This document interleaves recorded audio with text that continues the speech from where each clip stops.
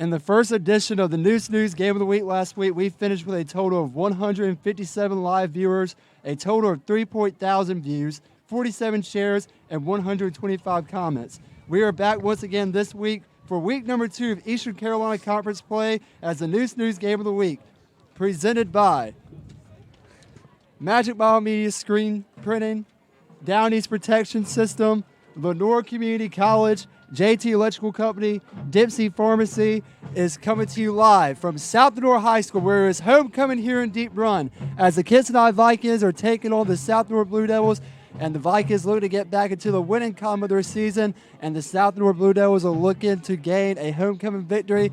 Hello, ladies and gentlemen. I'm Graham Hill alongside me, Parker Mitchell. And we want to thank you for joining us for week 2 of the News Game of the Week. Parker, we had a very successful broadcast. We did not get fired, so I guess the viewers want more of us. Oh, yeah, we all had a good time last week. It was stressful, and this week has been stressful too, but we got it done, and guess what? We're live and ready to go. And we are ready to bring you some great high school football action here once again, as it is homecoming. So, Parker, let's kind of talk about what the atmosphere here is at South Lenoir. This is a great high school as far as including their fans and alumni who always come back for this game. What's the atmosphere go? Where do you feel the atmosphere is so far here in Deep Run? Well, it's just like last week, North Lenoir versus Green Central. The players are getting hyped up, and you can see it on the field. A little bit of tension early on with the coaches and the refs, but I'm looking forward to it. It's looking to be a good game. Both teams are ready to go, and the crowd's ready to go as well. And it is homecoming here tonight at South Lenoir High School, and looking to spoil South Lenoir homecoming is the visiting Kinston Vikings, who are coming to this game with an overall record of 3-3, 0-1 in the Eastern Carolina Conference. They are led by head coach Ron Giesman, his 6th year as the head coach for the Kinston Vikings. They finished last year with a 10-0 regular season record, went undefeated in the Eastern Carolina Conference, and gained their first conference title since 2016. They made it to the third round of the state playoffs, where they would lose to a very good Northeastern team by a score of 40-0. But they finished with an overall record of 12-1. And Parker, that's just very impressive in its own right.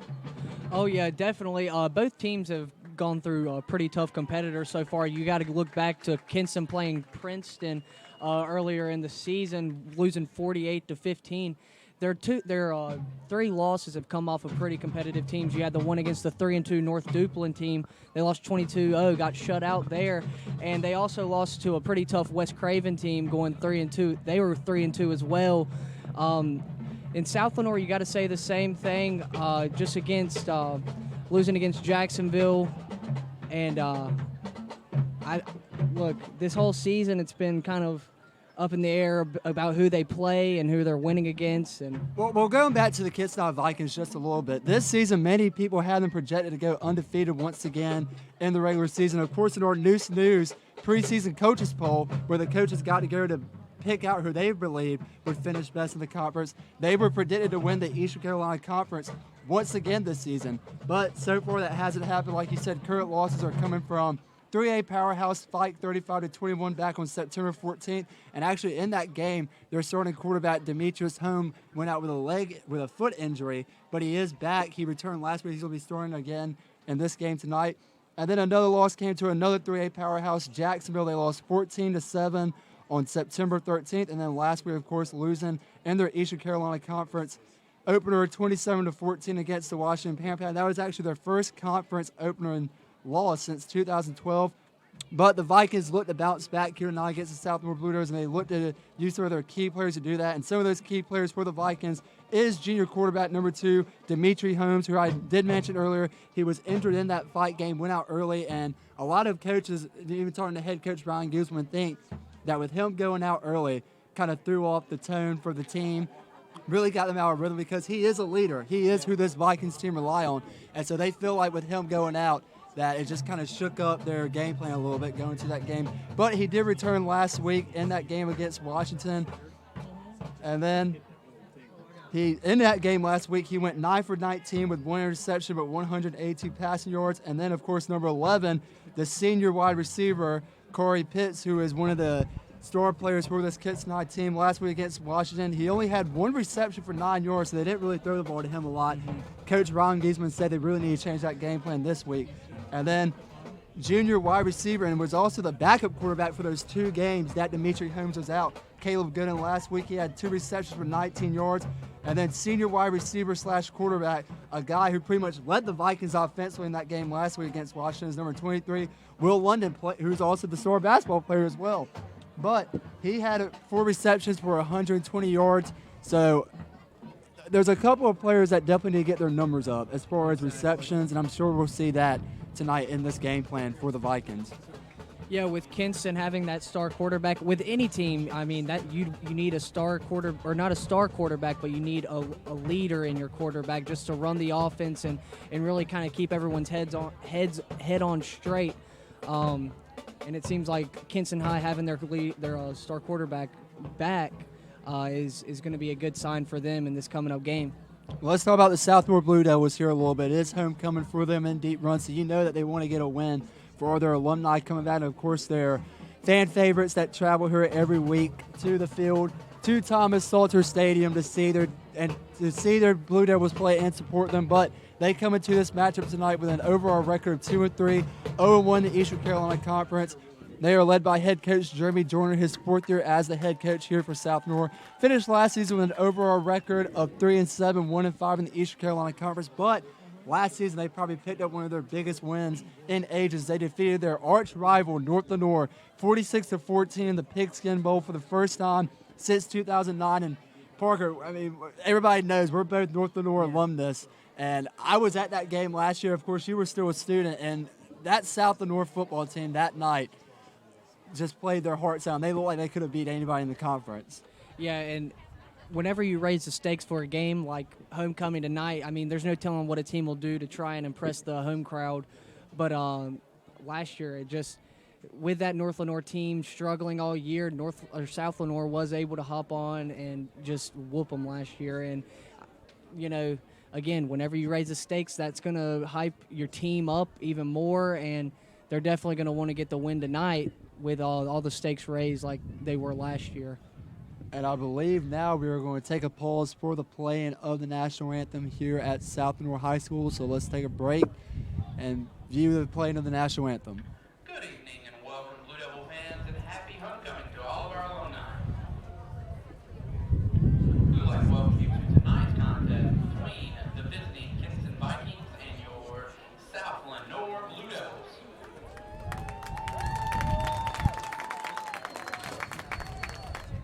If everyone would please rise and remove all headgear for the national anthem performed tonight by the South Lenoir Marching Band.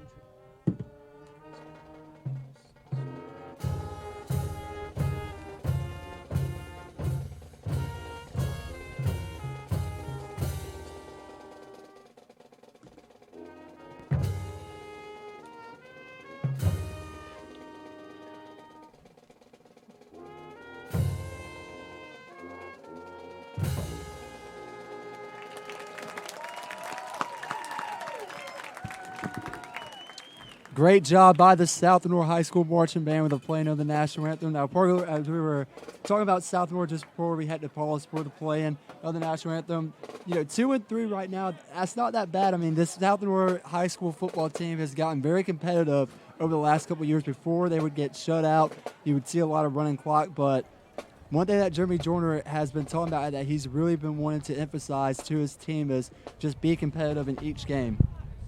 Yeah, and I want to make a correction to what I said earlier about Kinston losing to North Duplin.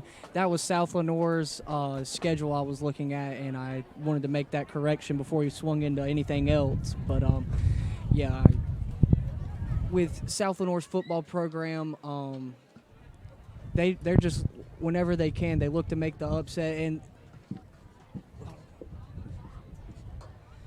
And whenever, you have games like this, the home with a homecoming crowd here, it's going to amplify everything. I'm just ready to see what will happen tonight.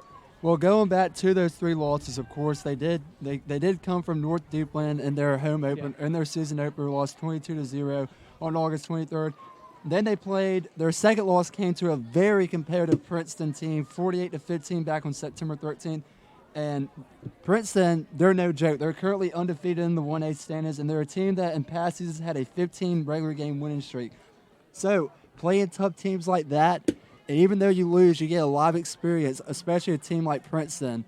I'm sure Jeremy Joyner scheduled that game for a reason and knew that it would give his team the experience they need heading into conference. And that's what he said about West Craven, too. He said whenever they faced West Craven, that was the first real team they played that was, like, wide open and really gave his players, and something to experience. And it was their first time doing that. And he said that prepared them more for the Kinston game they have tonight. So those losses, although they count as losses, it's a learning for the young team that he said. I mean, you have a lot of sophomores, I think, in this varsity team this year, and he said it's just, it's all about learning to begin with throughout this season. And, of course, last week in the Blue Devils Eastern Carolina Conference opener, they traveled to West Craven to take on a very good Eagles football team, lost 45-0. But let's go back to their victories that they have so far this season. Their first victory came against Jones Senior back on August 29th. They won 63-0, and that's actually their second game in program history they've scored the most points in a football game. And then on September 20th, they defeated, I guess you'd say, cross-county rivals, a very small program just like South Lenoir here. They defeated the Spring Creek Gators by a final score of 49-14. And then some key players are going to play a factor in the Blue Devils getting a win here tonight. In their homecoming game, they're going to be led by sophomore quarterback number 12, John Howard, who in that Spring Creek game, their last game that they won against, he finished 8 for 14 with 0 interceptions. And then, of course, you have sophomore running back / middle linebacker number 4, Kojo Misabukpu. That's what would be the adjustment to say tonight. In that Spring Creek game, he also had 14 carries for 157 yards. And then you have junior running back and offensive linebacker number 1, Xavier Mitchell. Of course, he had 7 carries for 145 yards in that Spring Creek game. And then number 2, sophomore running back, Joseph Cobb, he had 3 carries for 29 yards and actually 5 receptions for 48 yards. So he's a player that gets it done both running and passing for the Blue Devils. And then a big guy that Jeremy Joyner says that he really wants to praise for his South Lenoir Blue Devils team is number 9, junior safety, Jonathan Haddock. Jonathan has been playing varsity football with the South Lenoir Blue Devils all 3 years of high school, and he said Jonathan is one of the hardest workers on this football team, and he really likes how he takes the role of being a leader for his Blue Devils teammates. And that's what you need coming into high school football. You're always going to need that one leader regardless of where he is on the field. And honestly, you're going to need that player anywhere on the field. Him being a junior, he's got one more year. He's going to be able to lead this young team, not just this year, but next year, and leave a good mark for the next 2 years.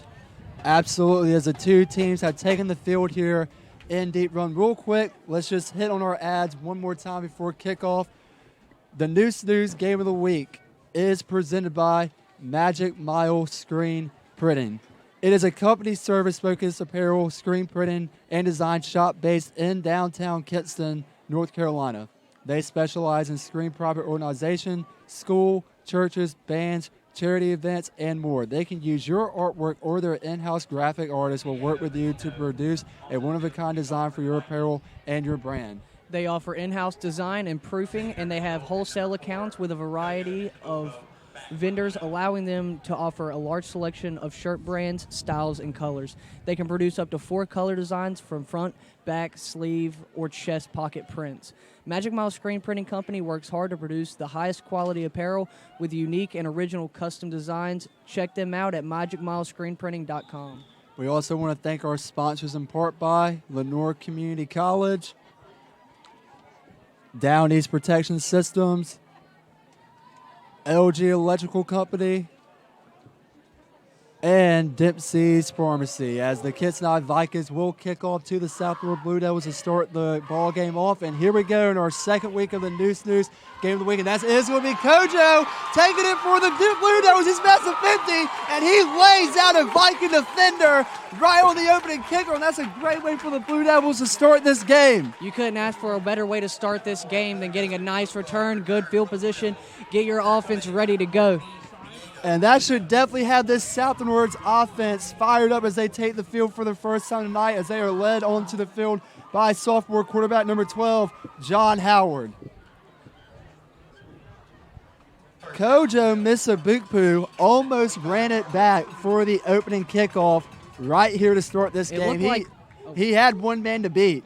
Yeah, I was about to say, it looked like the kicker right there. I wasn't sure who stayed down, but it's a good thing he did, or that would have been open field, and that would have been a touchdown for the Blue Devils. So the Blue Devils will start the ball on the 45-yard line. Howard is going to give a handoff to that man once again, Kojo Misabukpu, and he will get little to no yards on that play. He might be staying at the original line of scrimmage.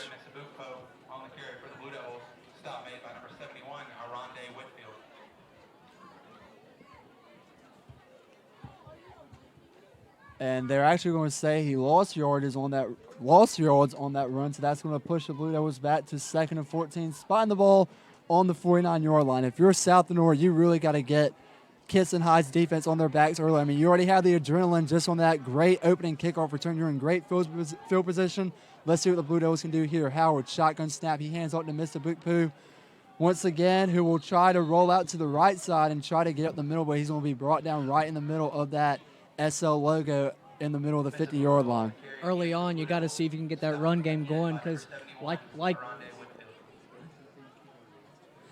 last year, whenever North Lenoir was running the ball, they were able to manage the clock a whole lot better, and now that that's not working, you're going to have to, it looks like they might have to throw here. And if you're the South Florida Blue Devils, two big strategies right off the bat that I'm going to say for your team is you want to control the ball. On offense, you got to keep it, and on defense, you want to take it away.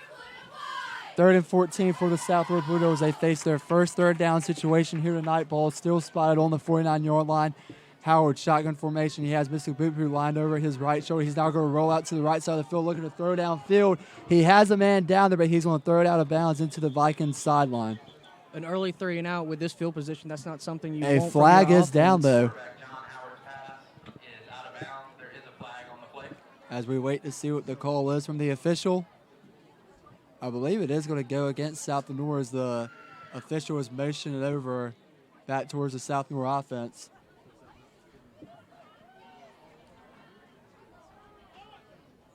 And I think he's actually waving that penalty off, so take that flag back up. No penalty down on the field for the Blue Devils, but that is going to send the punt team out as the Blue Devils cannot capitalize on a 3rd and long situation. Yeah, the penalty was declined by Kinston, it looks like. I think they're just going to want to have the ball back now.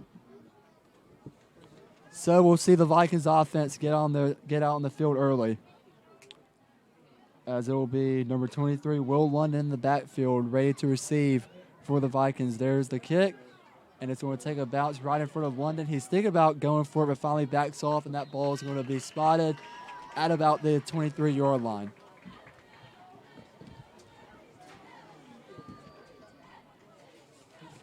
Some of the other games taking place here tonight around the local area. Of course, this past Tuesday, the Green Central Rams defeated the North Pitt Panthers to improve to 3-3. That was a makeup game due to Hurricane Dorian, but the Rams were able to come out on top. The Rams' next game will be October 11th versus South Lenoir. Then the Riverside versus Jones Sierra game was canceled due to lack of players being available because of injuries. And then we have the 3-2 3-0 in the Big 8 Parrott Academy Patriots taking on the Grace Christian Academy, who's 4-1, 3-0 in the Big 8 as the Vikings start off their first play of the game with a run play. And they will get out to about the left side before being knocked out of bounds. And we have Junius Smith at that game. That is Parrott Academy versus the Grace Christian Academy. You can follow Junius Smith for updates on that game. And then in other Eastern Carolina Conference play, we have 3-2, 1-0 in the Eastern Carolina Conference. West Craven taking on the undefeated but first conference play of their season. The Aiden Griffith Chargers, Rudy Coggins is at that game for us. And then the big conference game of the night is the Vikings. Second play will be a quarterback keeper, and that's going to be Holmes taking it up the left sideline. He's breaking free, and he's taking it to the house 30, 25, and he's probably going to be brought down just shy of the 10-yard line. But the big conference game, once again, is the 6-0 undefeated North Little Hawks and 1-0 in the Eastern Carolina Conference taking on the 4-1, 1-0 in the Eastern Carolina Conference, Washington Pampack, and Elite Guy. A baby is going to be at that game for us, and you can follow all these games by using the hashtag NooseNewsScores on Twitter. Great run game, or great run play there by Demetrius Holmes. That sets up a first down for the Vikings, and the ball is snapped, but whistle's blown. I believe that's going to be a false start. Again, like I said, with any team, you're going to want a good running offense. You're going to be able to manage the clock a whole lot better, and it just works out overall for your team. And Kinston High showing it pretty early. They can get it going, and if they can keep it going, this might be a little scary for South Lenoir on their homecoming. Well, after that great run play by the Vikings, they are going to move 5 yards back due to a false start penalty against them. So that is now going to spot the ball at the 19-yard line. 9 minutes left to go in the first quarter here in Deep Run. The Kinston Vikings versus the South Lenoir Blue Devils, and the ball is bobbled up from the snap, but Holmes is able to fall on it, and that was almost a fumble recovery for the Blue Devils. Fumble on the play, recovered by Dimitri Holmes on the offense. And I don't think he lost any yards on that play. That's going to be about 2nd and 15 coming up. Or actually, we're going to say he lost 6. So that's going to make it 2nd and 21 coming up for the Vikings. Yeah, no excuses here like last time we had our game of the week. There's no rain today. It's actually been really nice. It's cooling down now. Holmes drops back. He's going to throw it to the right side. He's going to throw it right into the hands of Corey Pitts, the star receiver for this Vikings team. And he is able to bring that in after being bobbled up by 2 Blue Devils defenders. That's a great reception there for Corey Pitts to get things going for him.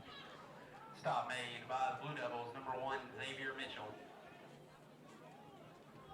Corey Pitts in his senior year was a key player for the Vikings last year. Of course, last year you had the dynamic duo of Kieran Hooker and Corey Pitts for a lot of touchdowns that were scored in the Vikings' successful season last year. Nonetheless, it is a 3rd and long situation coming up for the Vikings. And another whistle is blown. Flag on the play. And I think that's going to be another penalty. Yep, that's going to be another false start against the Vikings. So that's going to push them back even further. Vikings, 5-yard penalty. Repeat, 3rd down. 2 and 29, or 2nd and 29. Oh, sorry, no, 2nd and 34. It looks for the 2nd Kinston and 29. Oh, it's 2nd 29 for the Vikings. Ball on the 34-yard line. And let's see what the Vikings can do here. And that is one thing, if you're head coach Brian Gieselman, you are absolutely livid about after that great run play as Holmes fakes the snap, fakes the pass. Now he's going to throw it right up the middle where he does connect with number 2, Dimitri Holmes. Actually, Dimitri Holmes is the one throwing that ball.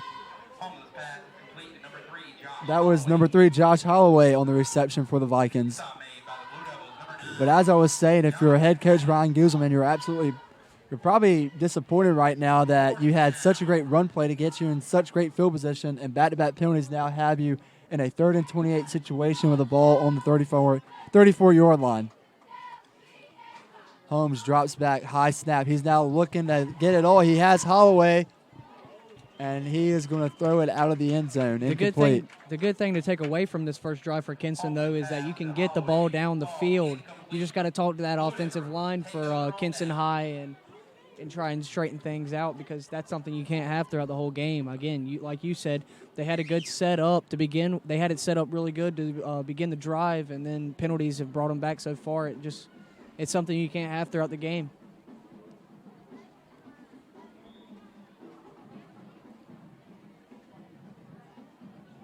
So I'm trying to figure out if I missed a penalty because now it's saying on the scoreboard that it's first down, ball on the 27-yard line. There might have been a pass interference or something that I missed, but nonetheless, the Vikings offense is staying out there. Or actually, no. Score.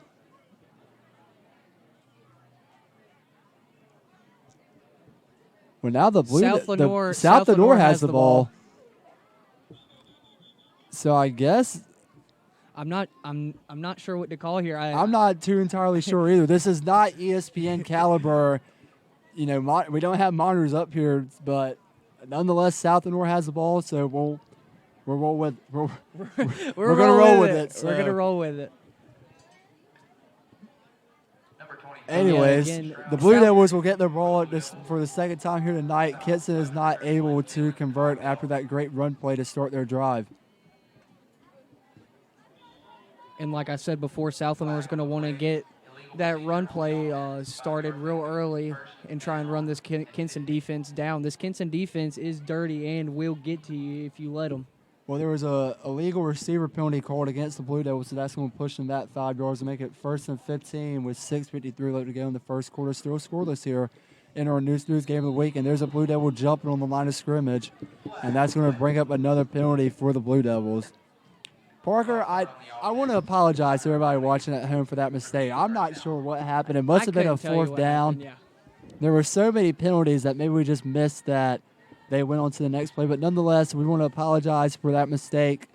We will do better. We will give you the best possible content that you can have in a high school football game. That's on us.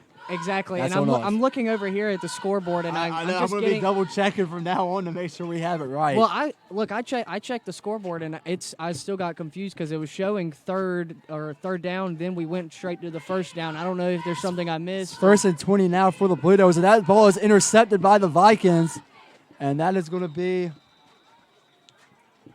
number 31 for the Vikings coming up with it. As now the Vikings will get the ball right back in great field position. And if Kinston High can prevent the penalties, I mean, I think they're in good position to score right now. This is right where you want the ball fielded at for you. You know, this should be a short, easy drive for Kinston. And now it's also up to South Lenoir's defense to show out and see what they can do.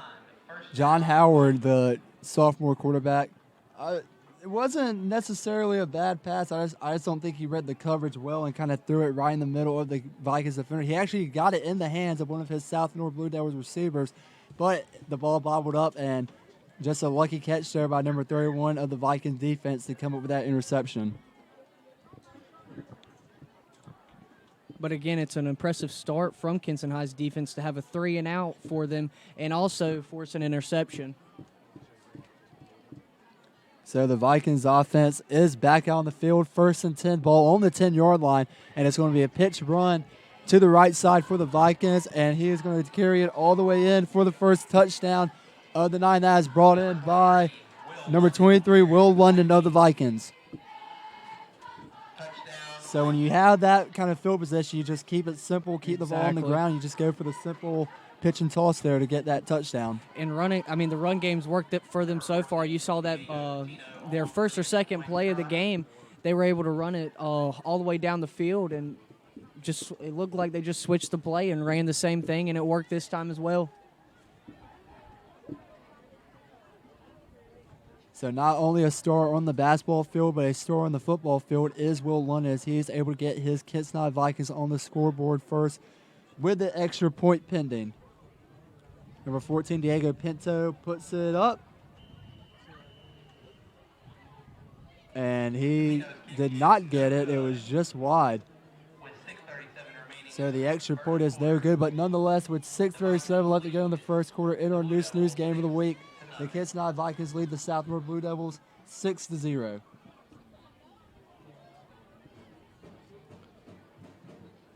So, Parker, after the Vikings score first, what's sticking out to you so far in this game?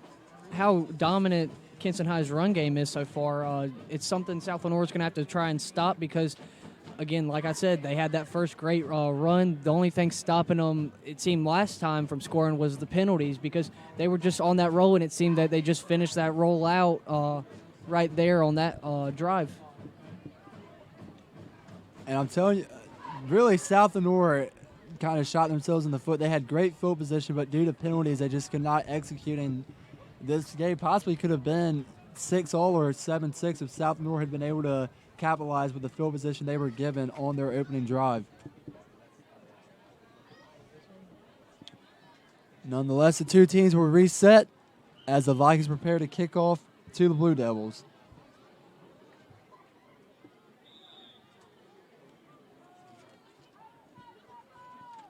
Number 14, Diego Patino, the junior kicker, will get set to kick off to the two Blue Devils in the backfield. And that kick is going to go right to left, and it's going to be brought down at about the 35-yard line, where there will be little to no returnage there for the Blue Devils. Number 25, Carson Stroud on the return for the Blue Devils. Carson Stroud was the man on that return for the Blue Devils. Returns it out to the Blue Devils' 36-yard line. So South Lenoir will get the ball back with about 6:31 left to go in the first quarter. Ball on the 36-yard line as they are trailing by 6 to the Kinston Vikings. Exactly. If you're South Lenoir's head coach, you're going to want to have to amp your team up and tell them what this game's really about. This is their chance to try and tie it up. Howard lines up under center. No receivers to the left of him, and he's going to give a simple handoff to the man himself, the star player for the South Lenoir's offense, number 4, Kojo Misabukpu. Again, trying to get that run play started early on and run Kinston's defense down if they can. That's a that's a good defense. I want to say good, not to get anybody confused, but especially with that early interception from Kinston High, you're just going to have to try and see what the run game can do for you. Like I said, you manage the clock and you can definitely run a defense down and keep them on the field longer. And I think it goes back to what I said for this game. If you're the Blue Devils, you want to keep the ball on offense, and on defense, you want to take it away. And it looks like South Lenoir is just trying to keep the ball by trying to establish a run game here. As it is 2nd and 6, ball on the 40. Howard will hand it off once again as the Blue Devil player will roll out to the right side and be brought down just about right at the 40-yard line. As I wasn't able to see who it was on the carry for the Blue Devils, it was on the far side of the field for us. But if I had to guess, it'd be star running back Carry by number 1, Xavier Mitchell. Mr. Bukpu, and I was bamboozled. It was number 1, Xavier Mitchell, on the carry for Flag on the play. the Blue Devils. That'll be his first carry of the night. Looks to be a flag on the play. I'm not Correction, too number 12, James Graham on the tackle. There is a flag down. We're waiting for the official call. I was going to say, I'm not From the too sure what referees. it was on, or who it was on, or what it was. There's one rep talking to the Kinston High defensive lineman, Mask called on the defense, 5-yard penalty, 2nd down and 1. and that penalty is going to go against the Vikings. What was the call again? I couldn't. It was a face mask on. I couldn't see I couldn't hear the number, but 2nd and 1 right now for the South Lenoir Blue Devils. Ball on the 45-yard line. 5:30 left to go in the first quarter. Howard drops back. He's on the third. He's on the third. Right at the middle. That's going to be picked off once again. And that is going to be number 11, Corey Pitts, getting it done on the defensive side this time. He's now taking it to 35-30. And he'll finally be brought out of bounds right about the 22-yard line. That's a second interception for South Lenoir's QB tonight. To the Blue Devils, 30-yard line. 1st down, Vikings. And once again, a similar throw by Howard that kind of got him that same that got him that first interception. Kind of tries to look for his man right at the middle, but just throws it once again to a little bit of crowded space of Vikings defender. And Corey Pitts, who's a star receiver but also can play the quarterback position for this Kinston High defense, is able to come up with that interception and get this Viking offense back on the field for their 2nd time of the night. Holmes lines up under center. He has one man behind him in the backfield, but before the play can even get off, the South Lenoir Blue Devils are going to call a timeout. Now let's go back to that interception. Kind of a questionable call from coach there with a 2nd and 1, deciding to pass. I know you need to have that confidence in your QB, but what are your opinions on it, Graham? The pass at 2nd and 1. I think you just got to stick to the running game, and I think after 2 interceptions on your first 2 opening drives, you're definitely going to see a lot more running plays being established into this offense. Yep.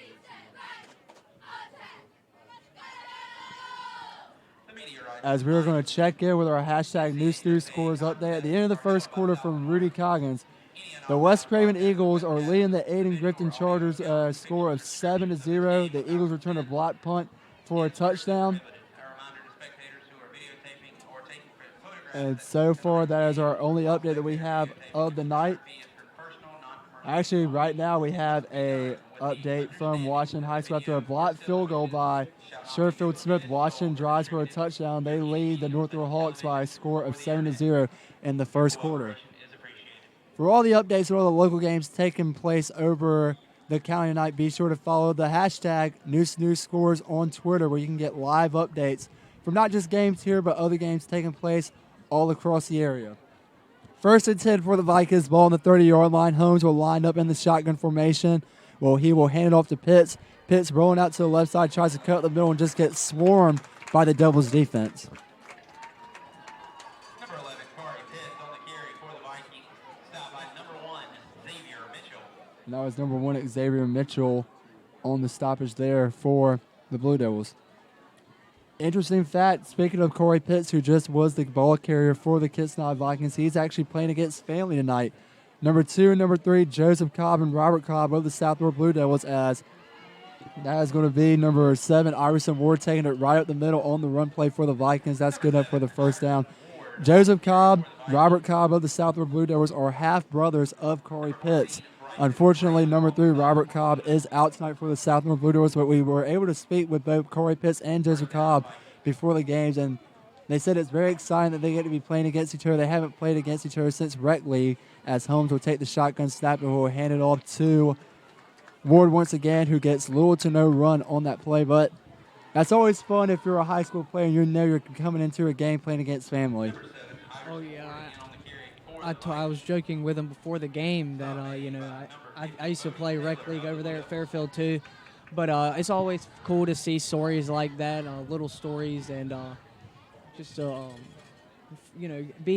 be competitive with family. I think that's always a cool thing to do. I asked Joseph Cobb if he was going to do any little bit of friendly trash talking to his half-brother Corey Pitts. He said, absolutely, you always got to. As Demetri Holmes looks to throw in the end zone, he gets it into the hands of the Viking receiver. But I believe he was out of bounds when he brought that ball in. The intended receiver was number 3, Josh Holloway.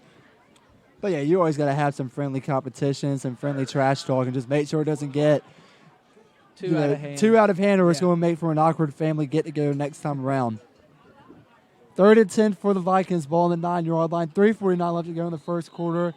Looks to be a false start from South Lenoir's defense right there. We'll have to take a look to see what the refs say.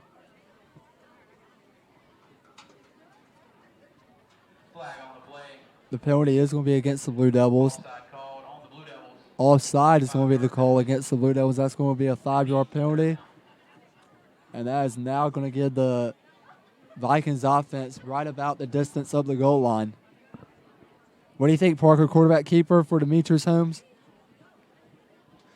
Let's see where we're at. 3rd and 5. I mean, the outside handoff for Kinston High has worked so many times. That's how they got their touchdown. That's how they got their big gain.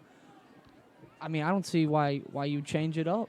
And Obviously, Holmes is going to keep himself, and now he's going to throw it to the back of the end zone, where a one-handed grab is going to be made by Will London. But it is incomplete, and Will London taking a note out of Odell Beckham's book on that one-handed catch.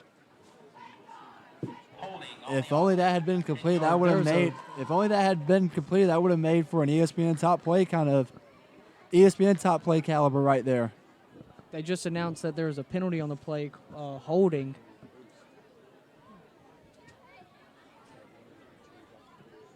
And that's interesting to see what that's going to do for the Kinston Vikings, as that was a 3rd down that previous play. And that's actually going to be against the Vikings. Yep, it was holding against the Vikings there. So that's going to push them back outside of the comfort zone that they were in with this Southward defense. They were not going Southward's back door, and now they're back in the front yard. As that was a 10-yard penalty, so that's going to make it 3rd and 15 with the ball on the 15-yard line. And the pass is complete to Corey Pitts, as he will edge over to the corner of the end zone. He will get in for the touchdown. I thought he was knocked out of bounds, but apparently he kept his feet in. The Vikings have scored once again here in Deep Run. Number 14, Diego Patino on for the extra point. So Bettino will come back out for the extra point attempt and try to correct himself as he missed his first extra point attempt. Let's see if he can go 1 for 1 here tonight.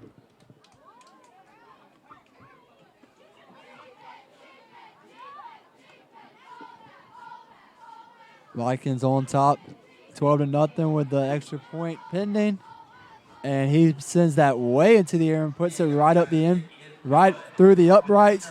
And he is now 1 for 1 tonight as the Vikings now lead the Southwood Blue Devils by a score of 13-0 here with 3:34 left to go in the first quarter. This is something you don't want to see early on in South Lenoir's regards. Just not being able to stop the run early, and it's kind of like Kinston's throwing them off a little bit, having those pass plays. Almost completed, like you said, a nice one-handed catch right there. But, again, this is something South Lenoir is going to have to work on and take it play by play, trying to figure out Kinston High's offense. And like I said, a great one-handed, attempt on that pass for Will London, but it doesn't matter as the star receiver for this Viking offense, Corey Pitts, is able to stumble his way into the corner of the end zone to give the Vikings a 13-point lead now against the Blue Devils. Diego Patino on to kick it off for the Vikings. Number 1, Xavier And you hear the South Lenoir Blue Devils loyal fans trying to cheer their Blue Devils on. It is homecoming, a great crowd tonight here in Deep Run. And let's see if the Blue Devils can get on the scoreboard here as their offense gets ready to take the field for the third time tonight. Kick is up. It's going to be brought into the hands of Xavier Mitchell, who's going to be stopped immediately.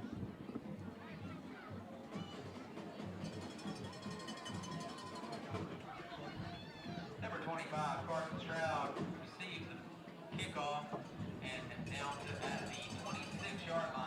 So here comes the Blue Devils offense back on the field once again. And Parker, what are some things that they got to start doing differently to make sure that they do not give up another interception and go 0 for 3 so far on, drives in this game? Well, first off, I think you're going to want to keep it on the ground. I mean, throwing it's not worked out. They haven't had one completion so far this game. But just keeping it on the ground, it looked like it was starting to work for them there. And like you said, they had that interception there right on a 2-and-1 play. And I think I really just stick to the run game, control the clock. Well, Howard will line up in a shotgun formation. He's going to have 3 receivers spread out to the left with a player just over his right shoulder. He'll check over to the 3 receivers. There's the clap. He's now going to hand it off, and he's going to give it to the runner who will take it right up the middle on the carry for the Blue Devils. That was trying to get a number spotted. Number 1, Xavier Mitchell. It's going to be number 1, Xavier Mitchell on the carry.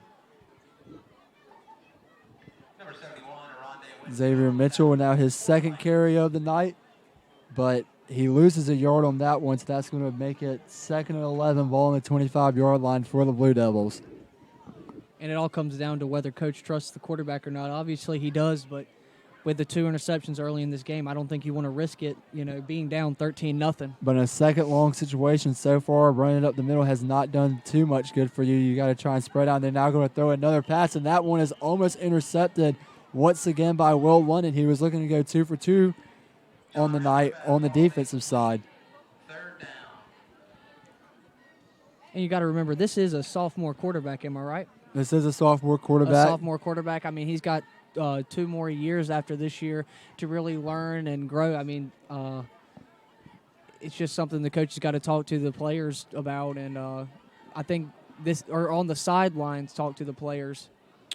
And there's a lot of sophomores and freshmen on the Southmore Blue Devil roster. It's a team of 39 players, and one reason being is that just their JV team was so small that they just decided to kind of bring everybody up, and they had a lot of injuries last week in that game against West Craven, and Coach Joyner, talking to him this past week, said he was kind of forced to throw a lot of guys in there that usually played JV that were playing at the varsity level, as Howard's going to drop back and he's going to throw to the right side just over the original line of scrimmage.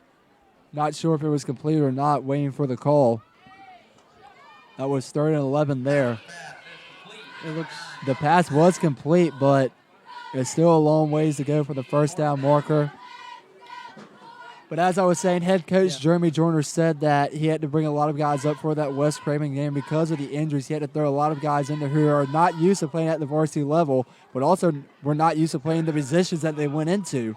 Exactly. It goes into what I was saying earlier. This is a young team. This is more of a growing and learning experience for them. Calvin Holloway in the backfield to receive for the Vikings. Punt goes out of bounds As it was at the Blue Devil. Misabukpu on the punt for the Blue Devils, but it falls out of bounds. First down, Vikings.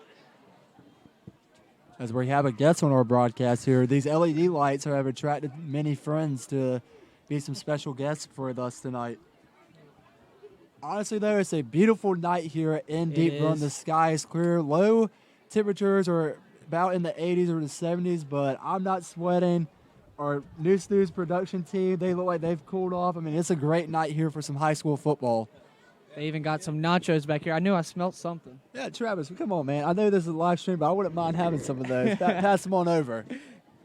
Nonetheless, it is a first down for the Vikings coming up on the 42-yard line. This is our News Game of the Week on Facebook live stream as the Kinston Vikings lead the South North Blue Devils by a score of 13-0 with about a minute and 50 seconds left to go in the first quarter. And this is where you just want to stick to what you've been doing. I mean, the run game has just worked out for them.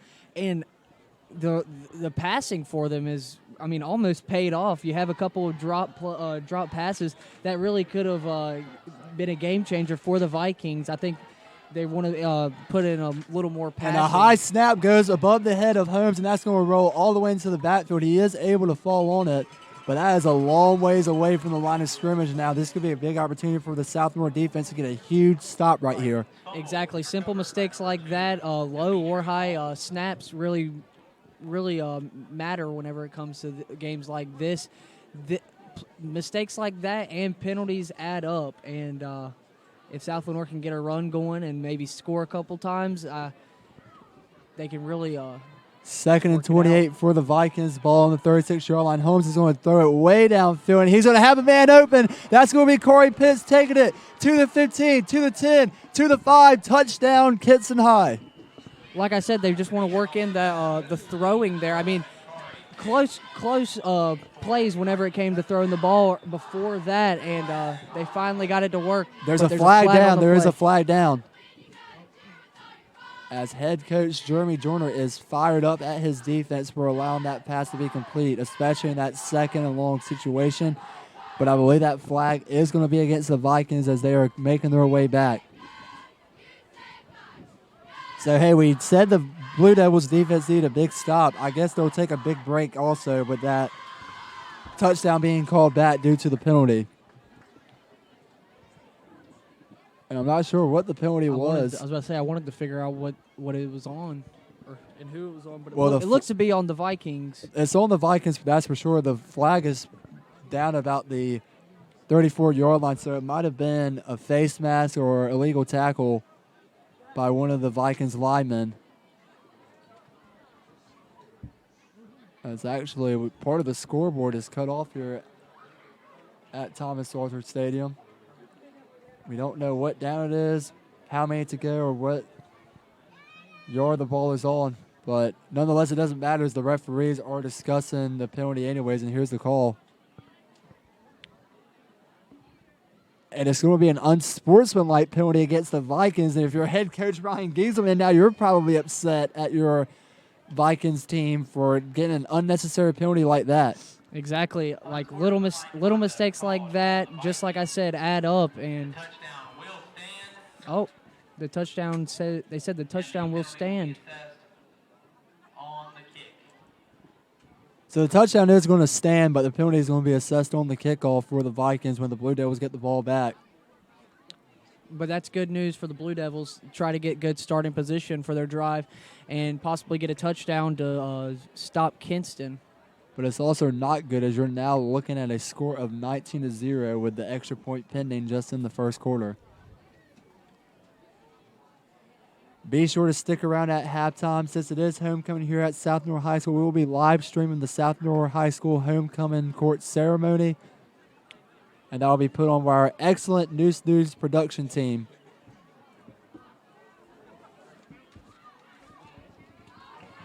And while we have a moment, let's go ahead and give a special shout out to our News production team. We want to thank Brandon Potter, Chris Decker, Travis Town, Cameron Decker, Najee Cobbs, and Magic Mile Media and News owner BJ Murphy for helping make this News Game of the Week on Facebook live stream possible. Thank you once again to our News production team. Well, Diego Patino is back out there to kick the extra point for the Vikings. There's a snap and a whistle is blown as there's another flag down. And I saw a Viking lineman kind of just flop backwards after that whistle was blown. Not sure what that was about. It's going to be a false start penalty against the Vikings. So they will re-attempt the extra point.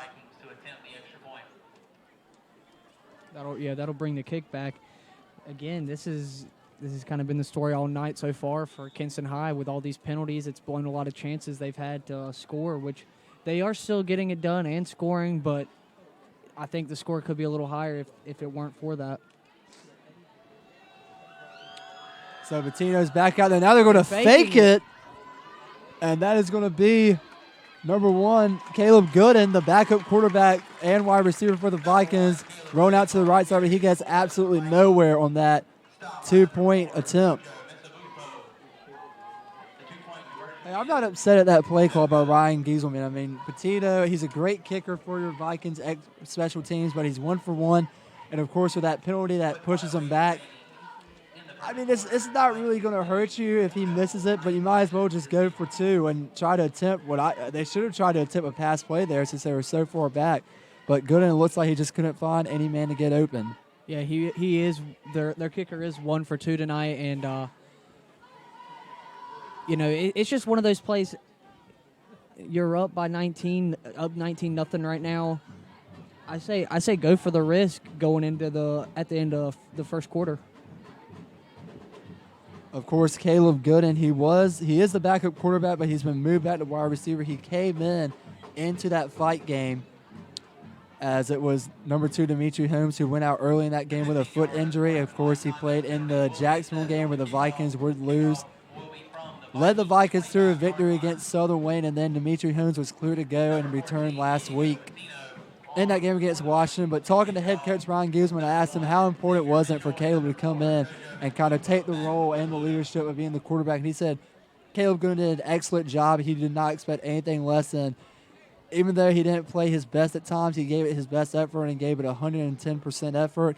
And you can't ask nothing better, not only out of just your regular quarterback, but especially out of your backup quarterback. But I'm sure Caleb Gooden is happy to be back at his known position of wide receiver. Here goes Kinston High to kick off the ball. Again, the kick is moved back. So that'll most likely result in better field position for South Lenoir. There's the kickoff from the Vikings. That's going to be a line drive kick that's going to fall right at the 25-yard line. That is going to be number 1, Xavier Mitchell. Take it up. He has some running room. He's at the 50. He almost had some space there to take off. And once again, another great return for the Blue Devils. Now, all South Lenoir's offense needs to do is get down the field and score. Well, I don't think it'd be before the end of the first quarter, but this is a good position for them and the offense. And if you're familiar with the song "Wave Your Flags," that's exactly what the referees are doing here. Is another flag is down off that kickoff. Now we're just waiting to see what the call will be.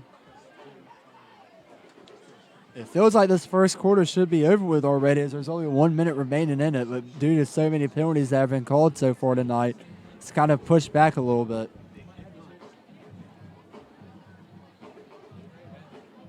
as we await the call. It's going to be against the Blue Devils, that's for sure, as they're backing up. And like you said, yeah, they have been waving the flags, and it's just the careless play of some of the players.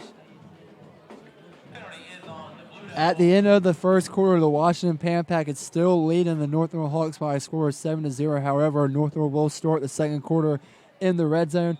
At the end of first, Arundel Parrott Academy is leading Grace Christian by a score of 14-7. That is a huge game for the Big 8 Conference, as both of those teams are tied for first, and whoever wins that will be outright number one in the Big 8 Conference as play resumes here in our News game of the week. As it's a run play for the Blue Devils, but it gets them behind the line of scrimmage, and you want to be moving forwards instead of backwards. Complete to number There's actually a pass play. That's my mistake. number 25, Carson Stroud. John Howard to Carson Stroud. After the game that we had last week, it's weird seeing pass plays with how much they ran the ball, Grand Central and North Lenoir.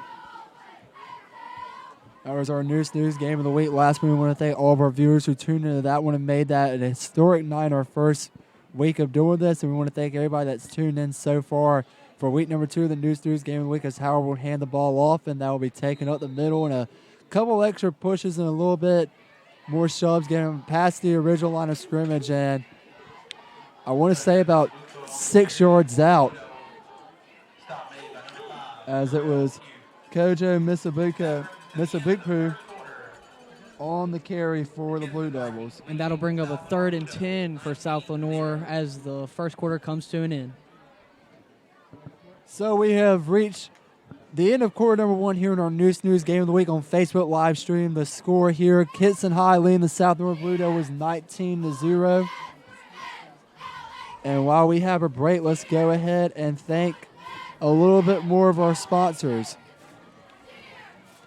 Of course, our News game of the week on Facebook live stream is presented by Magic Miles Screen Printing, but we want to thank our sponsors in part by the Lenoir Community College Quick Job Program provides training so you can get to work in less than 6 months. And because LCC partners with area employers, you can find not only a job but a new lifelong career.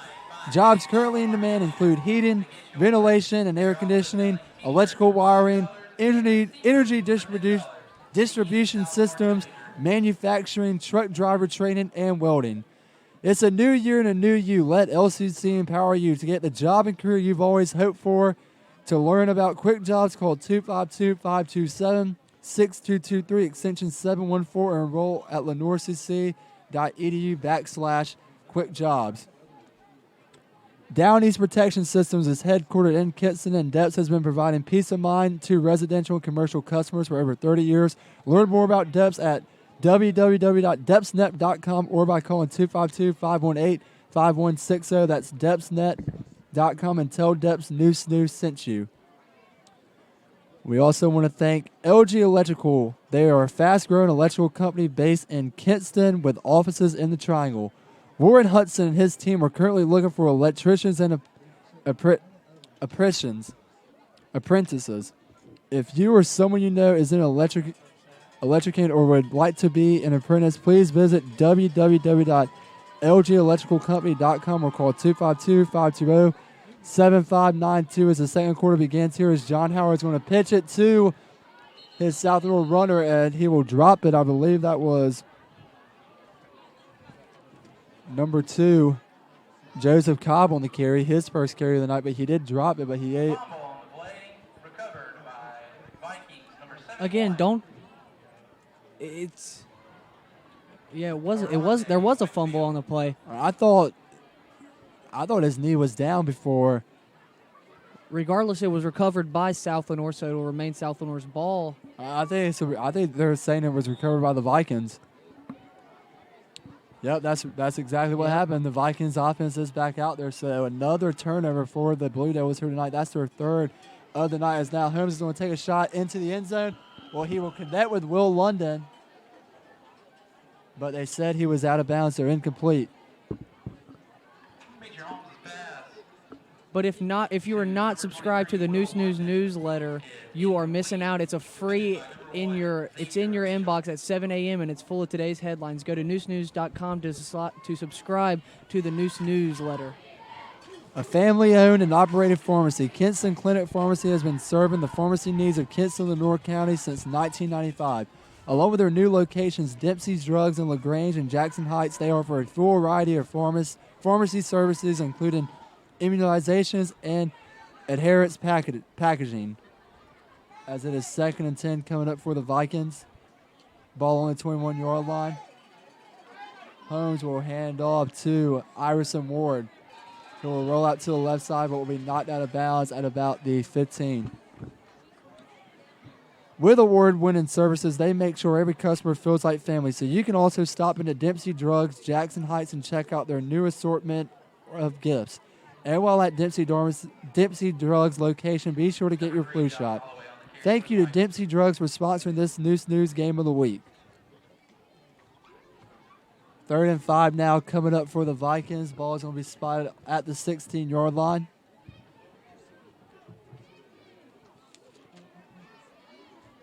Holmes will throw it to the right side where he is going to get that pass completed to Josh Holloway, but Josh Holloway will be knocked out of bounds immediately. That's going to be about a gain of, we're going to say it was no gain. I guess he stepped out of bounds as he caught that ball, so that's going to bring up 4th and 5 for the Vikings. Ball on the 16-yard line. If you're Kinston, I'd say go for it. Yeah, 4th and 5, and the run game's working for you. Passing the ball is working for you too. The receivers are kind of coming up a little short, dropping the ball. And it looks to be another flag. Another flag is thrown. Parker, what's the over/under and how many penalties are going to be called here tonight? Well, I wish I knew how many we had already, but I'm thinking we'll probably rack up about. Well, we aren't even at halftime. I'm thinking we're probably going to get about 10 more before the half. It looks like. That's will be another false start penalty against the Vikings. That's just some of those unnecessary penalties that if you're head coach Ryan Guzman, you do not want to see your team committing. Exactly. 4th and 10 now for the Vikings, and they're going for it. Holmes drops back, rolls out to the left side. He's still running. Now he's going to give a low toss pass through Iverson Ward, who's going to hop over one Blue Devils defender. And no touchdown. Looks to be 1st and goal. They were going to say he got in. I was waiting to see if his knee was down at the 1-yard line, but I believe he fell into the end zone for another touchdown for this Kinston Vikings team.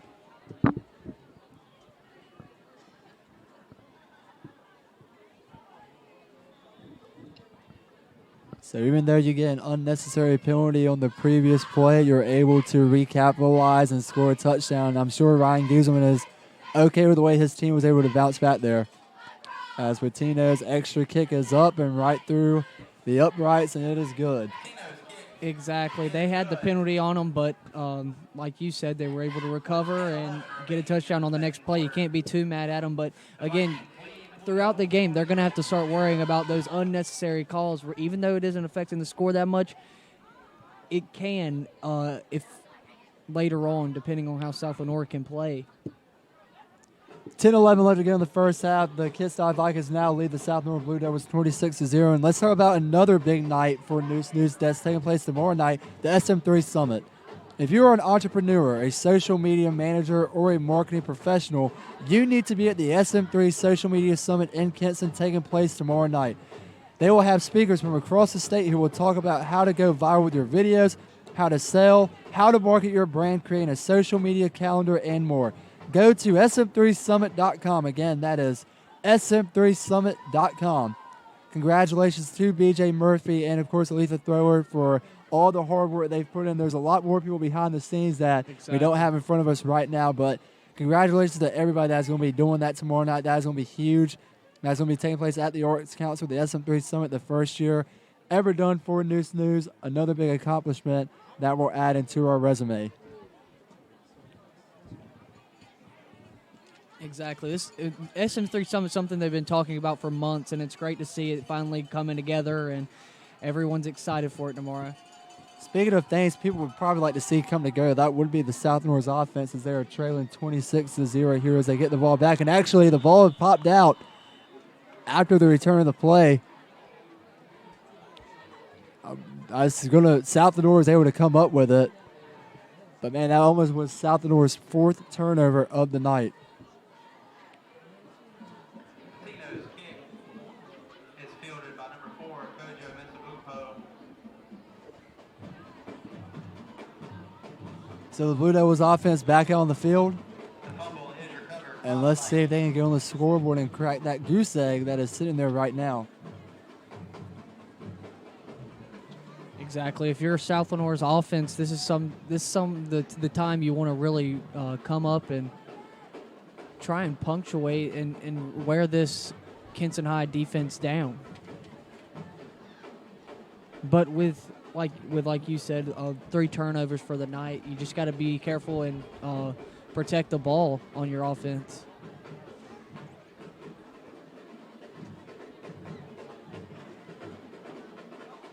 First and 10 for the Blue Devils. Ball spotted on the 35-yard line. That's where the Blue Devils will begin their drive. And we'll begin with them in the Reduced News Game of the Week on Facebook live stream. Howard, under center. He has 3 receivers behind him. Actually, excuse me, it's the Vikings that have the ball. So I guess Kinston High was able to come up with the fumble recovery. So that will be the 4th turnover for the game for South Lenoir.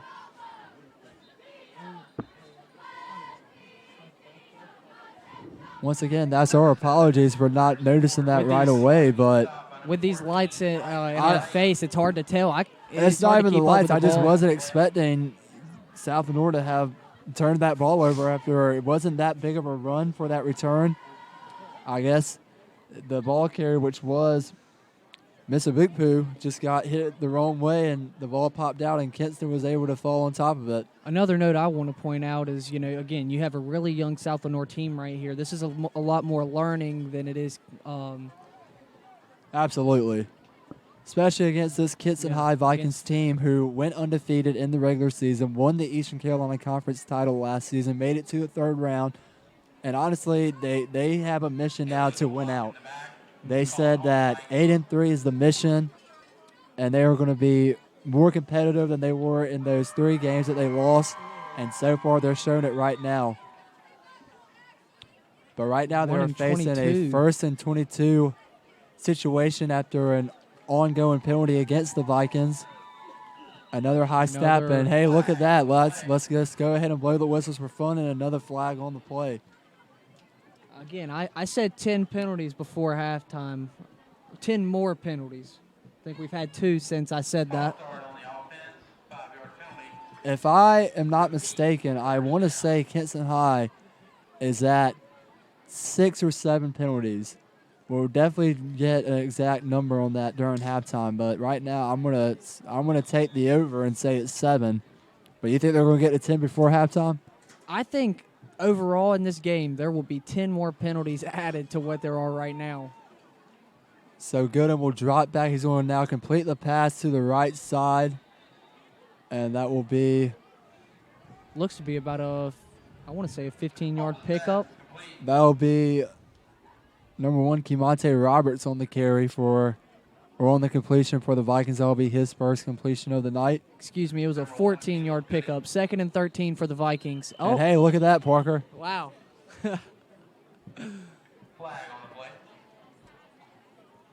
And let's see if this time it's against the Blue Devils, as it's going to be a false start penalty against the Vikings. And one thing I'm starting to notice is Kinston High is now starting to pass the ball a lot more, and now they're starting to throw in this no-huddle offense. As soon as Roberts made that completion, he ran right back to the line of scrimmage, was giving the motion to his quarterback like, hey, let's go, let's go, let's go. But that's one thing that is tricky is if not, you got to make sure, especially if you're a quarterback, Caleb Green, that all your men are set if you want to pull off this no-huddle offense well. They are looking way more comfortable on the offensive side throwing the ball. But like you said, everyone's got to be ready, and it seemed that time had someone on the offensive line either I wasn't sure. I couldn't point out if it was a false start or not, or Gooden drops back, Offsides. throws to the right side, has a completion. That is going to be Corey Pitts who gets the ball just back to the original line of scrimmage. Holmes pass is complete. Number 11, Corey Pitts. That'll bring up third and waiting on an update. 3rd and 12 for the Kinston High Vikings. By number 14, Bryson Gray. Again, they're picking up the pace here on the offensive side. The Vikings looking way more comfortable.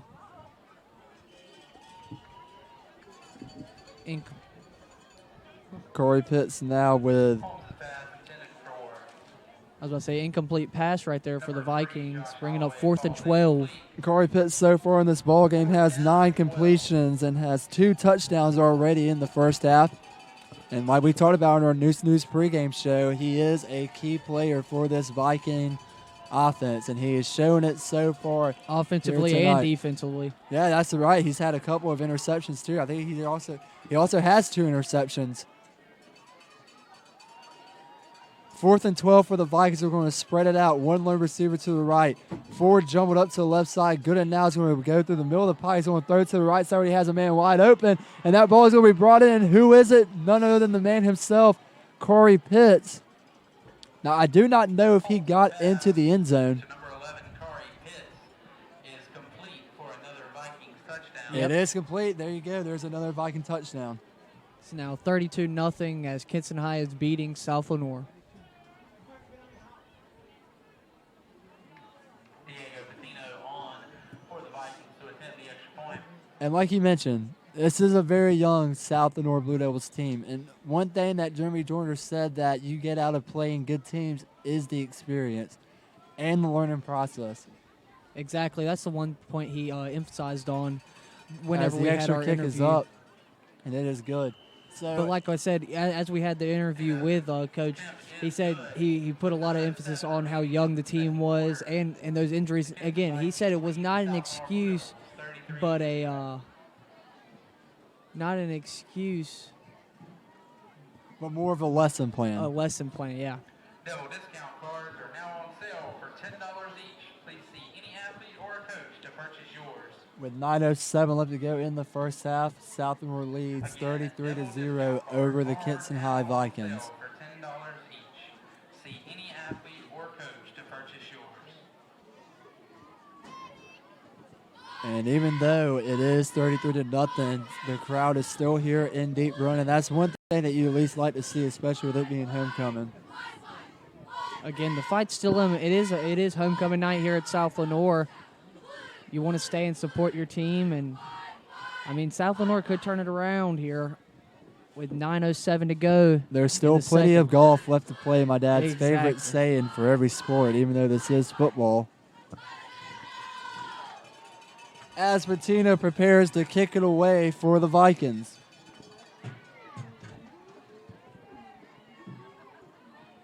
And the kick is up.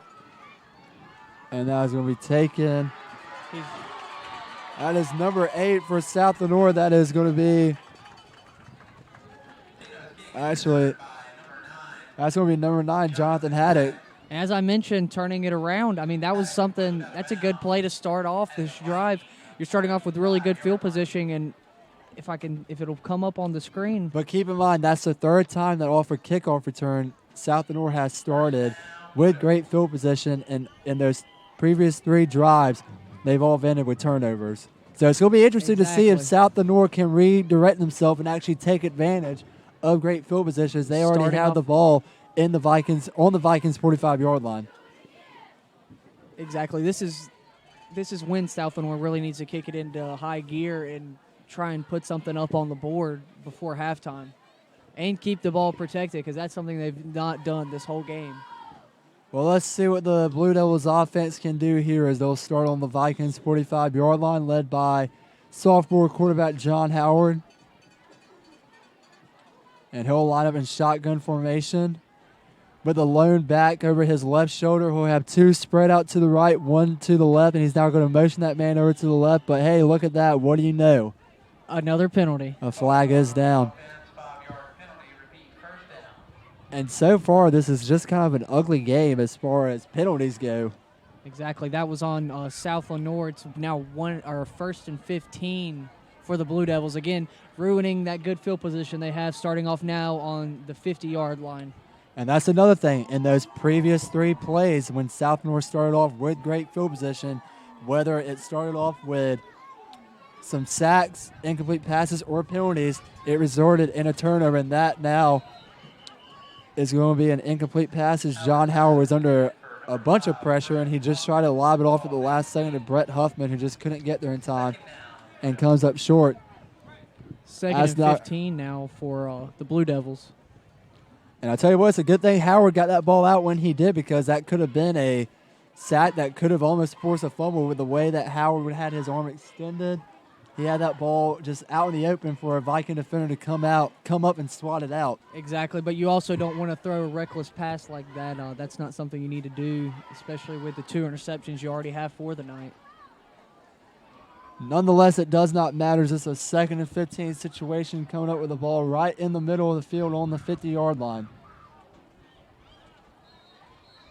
8:53 left to go here, and South Lenoir will be calling a timeout. That'll be their 2nd timeout of the half. And Parker, while we have a minute, let's go ahead and check back in on our hashtag News Score updates. You can follow all the action here throughout the local games that are taking place here tonight by following the hashtag News Scores, where we have a handful of News sports correspondents on deck giving us updates throughout the night. And at halftime at Aiden-Grifton High School, they are trailing the West Craven Eagles by a score of 14-7. The Chargers scored on Josh Wright's 22-yard touchdown pass to Jeffrey Darden, the last touchdown before they went into the break. And Terry Moore scores a 2-yard touchdown for the Washington Panpack to now put them on top of the North Little Hawks 19-0 with 2:07 left to go in the first half. Not looking good for the North Lenoir Hawks, trying to keep that streak alive and get the 7 games. Of course, keep in mind, North Lenoir, West Craven, and Aiden-Grifton are currently tied up at first, so that's definitely going to change after tonight. And the Hawks got to change something quick if they want to remain undefeated. The Blue Devils also have to do the same thing as they now have the ball on the 50-yard line. 2nd and 15, 8:53. They are trailing 33-0. Howard, shotgun formation, hands off to Kojo. He's going to run out to the left side, and he's going to bulldoze his way into a huddle of Vikings defenders. Looking to get back to the original line of scrimmage, it looks like. Well, he gets past the original line of scrimmage. Bringing up 3rd down for the Blue Devils.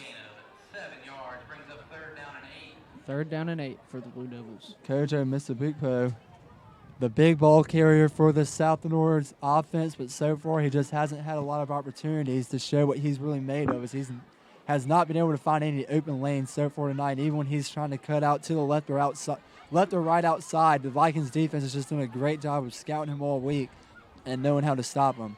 That's what I pointed out prior to the game. I mean, this Vikings defense isn't nothing to play with. Again, already having 2 interceptions and I think 2 forced fumbles as well. 3rd and 8 for the Blue Devils. Ball on the 43-yard line. Howard, shotgun formation. He has 2 receivers spread out to the left side. No receivers on the right. He's now going to look over to the right side. He's going to throw into coverage. And it's dropped. Dropped by number 2. The intended receiver was number 2, Joseph Cobb. John Howard's pass is intended for number 2. But it is incomplete. And that's going to bring up 4th down now, but not before a flag is down on the play.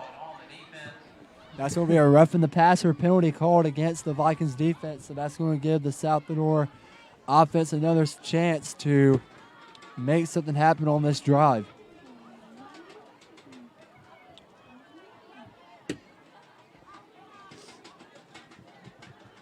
That roughing the pass will be a 15-yard penalty instead. That's going to be a 15-yard penalty. That's going to be assessed for the Blue Devils. First down, Blue Devils. So the Blue Devils catch a break off that penalty. That's now going to get them good field position, as they are now going to be at about the 30-yard line. And I believe the ball is going to be spotted exactly at the 30-yard line. There you go. And you know what, Parker? If I'm John Howard or Jeremy Jordan, you know what play call I'm going with? I say take a shot for the end zone right now. I know they've been working in trying to throw the ball a little bit more. But instead, they are going to hand off to Kojo and Mr. Bigpo. But yeah, definitely going to try and work the passing game a little more. Mr. Bigpo rolls out to the left side and gets bobbled up and tackled down. And Another I was flag. about to say, I did see a flag get thrown on that far sideline.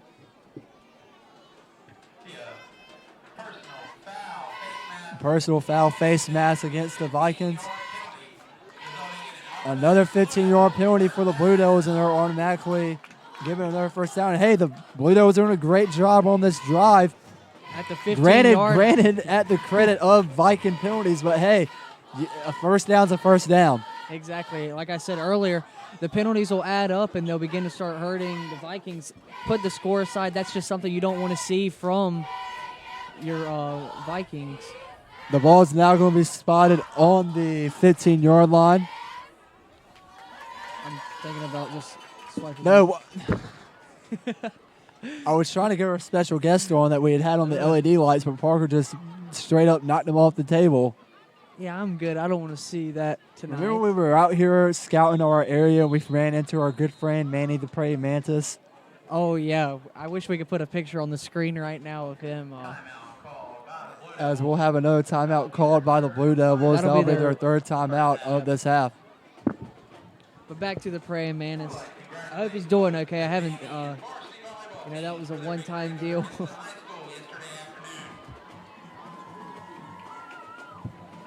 And while we have a chance here, let's go ahead and thank our Noose News production team once again.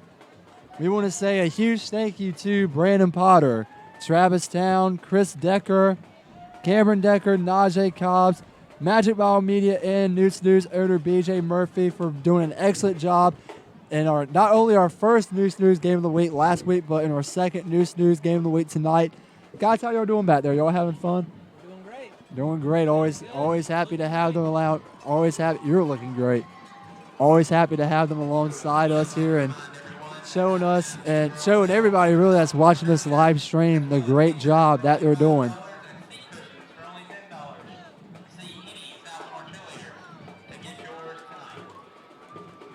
And in case you're just tuning in, there's 7:35 to go in the second quarter. The Vikings are now beating South Lenoir 33-0. But the Vikings offense is ensuring to the end zone off of some careless mistakes by the Vikings defense causing penalties. Another As pass. Howard's pass to the right side is incomplete, the intended receiver number 5, Brett Huffman. Will bring up 2nd and 10 for the South Lenoir Blue Devils.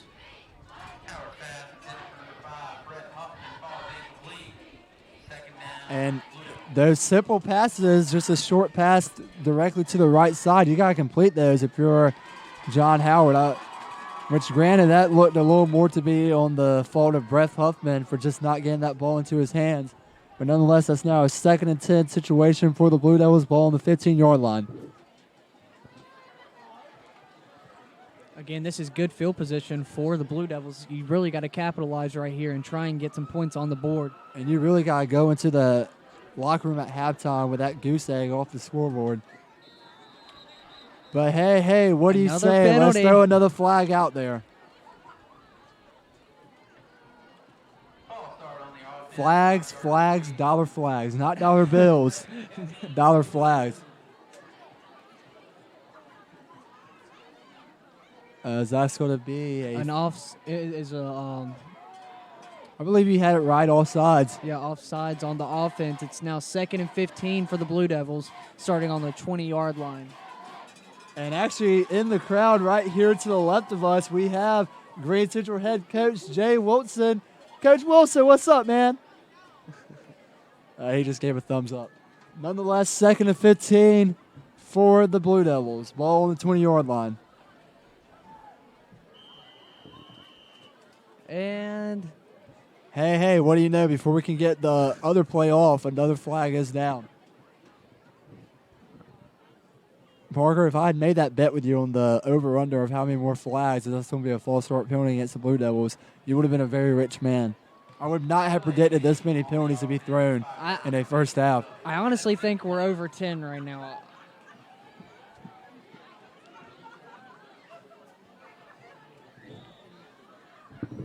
So, without two plays even occurring, it is now 2nd and 20 for the Blue Devils. Ball on the 25-yard line. Just under 7.5 left to go in the first half.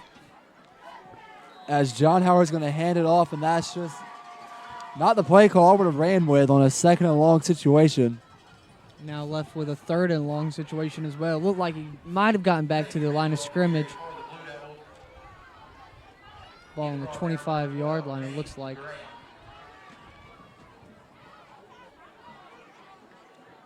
As the wind is starting to blow through here at South Lenoir High School, making it a little chilly, but very doable as it is a great night here for high school football.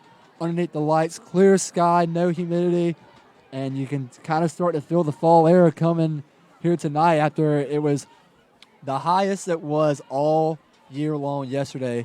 As John Howard looks to roll out to the right side, he's going to get it off just in time before he is laid out, and that's going to be a roughing the passer penalty called, as I was able to spot that one from a mile away. And I want to make a correction. There was a gain of 1 on that last play. I'm not sure it mattered too much, but wanted to make that correction clear. The penalty is going to go against Shaquille Harvey Grady, the team captain for this Vikings defense, and you would think, being a team captain, that you would make a little bit of a smarter tackle there to avoid that roughing the passer penalty being called. Be a 15-yard penalty assessed on the Vikings. 6:35 left to go in the first half. 3rd and 19 coming up with the ball on the 24-yard line toward the Blue Devils. Brings up 3rd down and 6 for the Blue Devils. Just over 6.5 left to go. Correction, it's going to be 3rd down and 8 for the Blue Devils. Howard, shotgun snap. He's getting a blitz on the outside, but he gets a good block, and he throws it outside the end zone. And that's one of those passes where he's going to be beating himself up when he watches film later on this week. Bringing up 4th down and 8 on the 12-yard line right now. And one thing that I will give credit to for South Lenoir is, even though they are trailing by 33, John Howard is looking like he's starting to get more confident in his passes than he was when this game was still in reach. And that's one thing you like to see out of a small quarterback. And Parker, don't look on your shoulder. Your friend has joined you that you snapped. The one that I flicked up. We have a first here. We have our very special first guest. Oh, actually, no, Brandon Potter was our first guest. What's this guy's name? What are we going to name him? Let's name him Benjamin. Oh, he's coming close. He's coming close. All right. Don't flick him on me. No. Flag on the play. Oh, no, he's on the table now. He wants to join the broadcast. Benjamin, what do you? This is his 2nd attempt at joining the broadcast. What?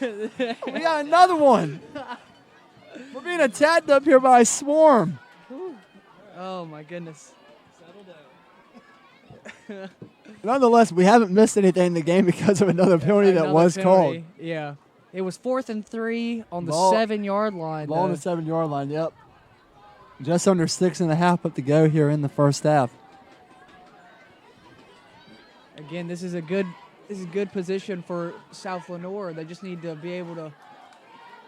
Howard just has to get one of those passes to drop, but he's going to hand it off, and that's going to be Mitsubishi. It's close. On the carry, and a flag is thrown in the backfield. Just let them play, ref. Just let them play. Absolutely. It's going to be about midnight by the time this game's over with. It's not even the end of the first half. We probably have about at this point, over 10 penalties thrown now. Oh, yeah, for sure. My prediction was right. Whoa. That's going to be a holding penalty against the Blue Devils. So it's going to be brought back again. Actually, I think the penalty is going to be declined. Oh, yeah. This is just going to result in a turnover and down, so Kinston and I will get the ball back. But on their own 8-yard line, so a long ways to go in just 6 minutes before they go into halftime. Let's see if they can do it here. Which Kinston High, as they did earlier, they had that nice run play that just took them down the field immediately. But those penalties held them back, and they were not able to score, and they ended up having to punt the ball off. So the Vikings offense is back out on the field once again. Starting at their own 8-yard line, Caleb Gooden, there's the clap snap. as he's going to fake the pass, and he's going to hand it off to the outside where the runner will be. I can't get a number on it, but nonetheless, it's a great run play. It's going to result in a Viking first down. Exactly. It looks like he got out of bounds as the clock is stopped at 6:08. Well, it was number 9, Jonathan Haddock, the key player on defense for the South North Blue Devil that got the tackle. But not before the Vikings could get a 24-yard first down and get the ball on the 32-yard line. Correction, 33. First and 10. Caleb Good in shotgun formation. He's going to have one lone receiver to the left side. And he's not going to throw it up the middle, and that one's almost picked off as it got tipped up in the air by a Blue Devils defender, but then it almost dropped right into the hands of number 8, Calvin Holloway of the Vikings, but an incomplete pass.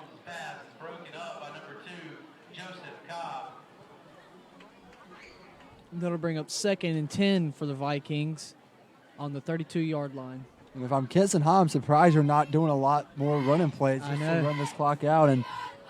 But you can run it all day long and get down into the red zone with about a minute left to go in this drive. But it looks like Kinston's trying to.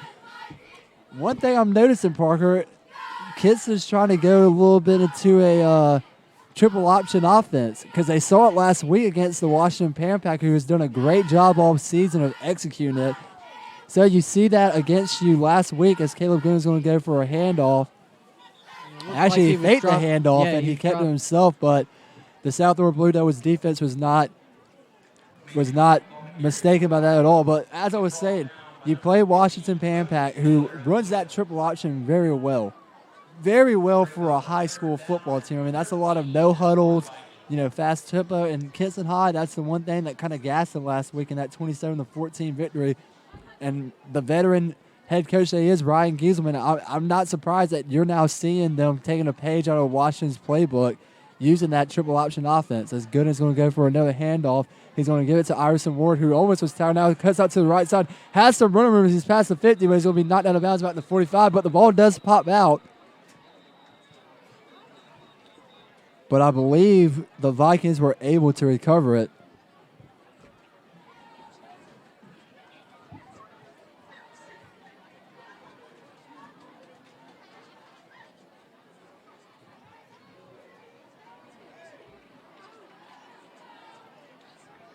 Yes, one thing if you can run a triple option offense well in high school. It's another thing for defense can find a way to stop the triple option offense. And right now it seems like North Lenoir, as they're still trailing 19-0, has not found a way to stop that triple option offense. What team in this Eastern Carolina Conference is going to be able to do it?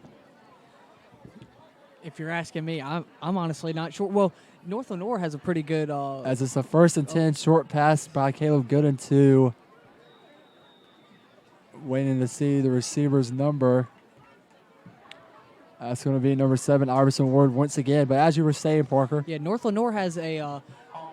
I've never seen someone line up with a quarterback back and then 3 behind them.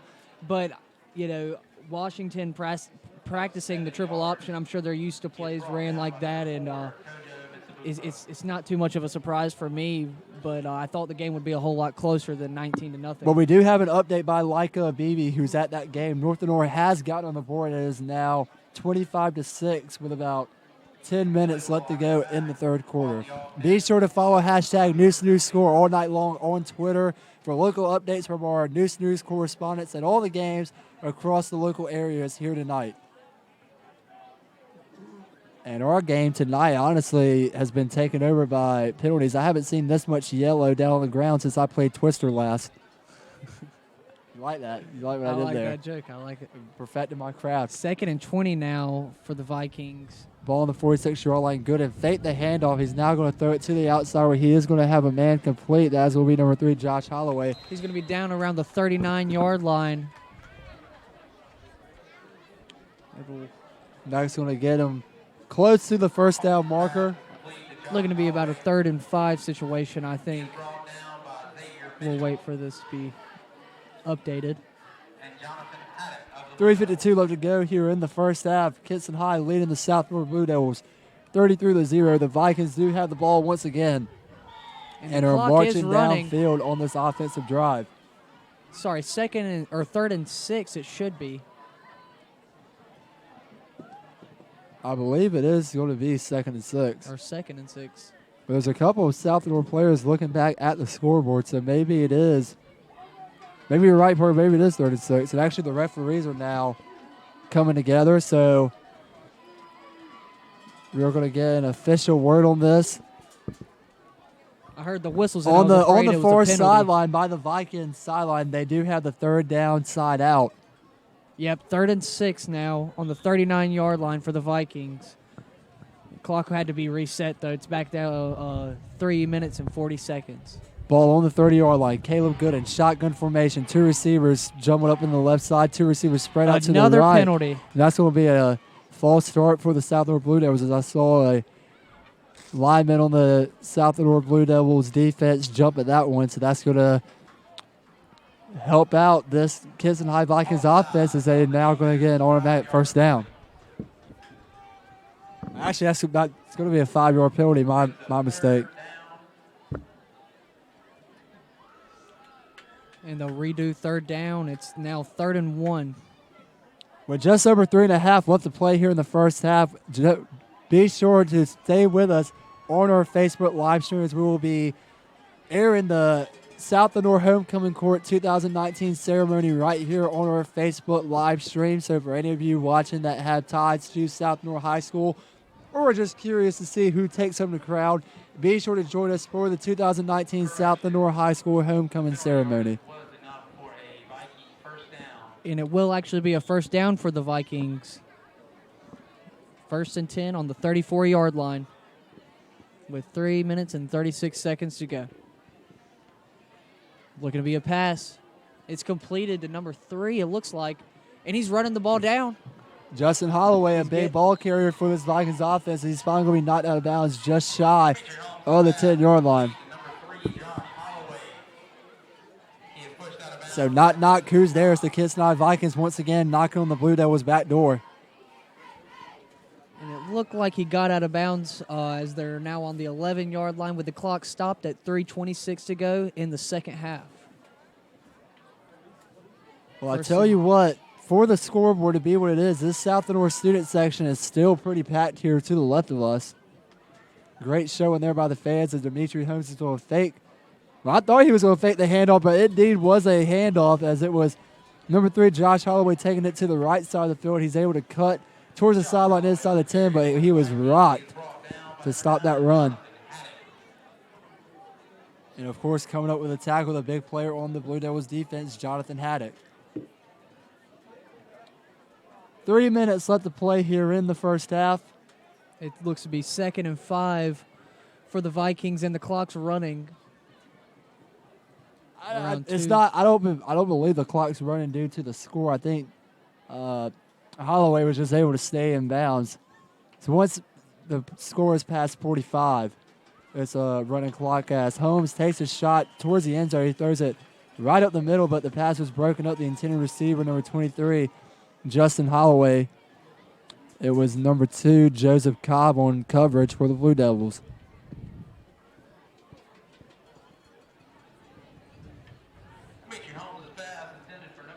I'm not against that. 2nd and short situation. That's what you get from a great 1st down run play. And the run has been working for him. Just couldn't get away and couldn't get to the 1st down. Well, it's now 3rd and 5 for the Vikings, as Holmes is going to throw a short pass to the right side where he's going to complete the Pitts, but Pitts is just going to be pushed out of bounds at about the 5-yard line. And this will bring up 4th down for the Vikings as they're now up. Do you think field goal, or do you think go for it? Got 2:30 to go here in the 2nd half. I say go for it. You don't with a score the way it is, I don't think you have much to lose. And that'd be pretty bad field position for the South Lenoir Blue Devils. And that's exactly what the Vikings are going to do. Caleb Good in the offense staying out there on the field. Or, excuse me, Dimitri Holmes is the one out there on the field as the ball was jumbled up, and it is going to be over his head. Got the ball. And South Lenore picks it up. To the 50. Oh. And the ball pops out again. But they're going to say his knee was down. Bad snap there by the center of the Kinston Vikings as that ball went sailing over to Dimitri Holmes, and that was number 56 who picked it up for the South Lenoir Blue Devils. I was about to say, that gives the South Lenoir Blue Devils a little more drive, a little more energy to try and get a score here before the end of the half. And I tell you what, for Kinston High to be up as much as they are, with penalties, there's also been a couple bad snaps that Dimitri Holmes has really had to jump to get up there to grab those. And that time it was just way over his head, and that now cost the Kinston Vikings their first turnover of the night. So John Howard's back out there on the field for the South Lenoir Blue Devils offense. He'll roll out to the right side where he'll complete a pass to number 24, I believe it was, that made the reception. John Howard's pass is complete to number 32. Or actually, my mistake. That's going to be number 32, Jordan Sutton, the big tight end, who comes up with that reception for the pass, or that reception of that pass. Clock is stopped with 2:01 left to go here in the first half. It looks to be 2nd and 10. He might have just got back to the line of scrimmage, unless they just haven't updated the scoreboard. But the ball is on the Kinston's 37-yard line. So if you're South Lenoir, you have a great chance to break the big zero that is on the scoreboard and head into the locker room with a little bit of momentum your way. Exactly. Get rid of the giant goose egg on the scoreboard, like you said. And, I mean, honestly, if South Lenoir can go into the locker room with a touchdown, that could change the whole duration of what the second half might look like, because you'll come out a little bit more fired up. It just all depends on if you can score, head into the locker room. But and they have a good penalty is opportunity not here. going to help, as a penalty was called against the Blue Devils. Holding on the offense. It's gonna be a holding. Holding on the offense. That's going to bat them up now, past midfield, back into their own territory. It'll be a 1st and 25 As on their own Howard. 46-yard line. And the ball is dropped as Misabukpo,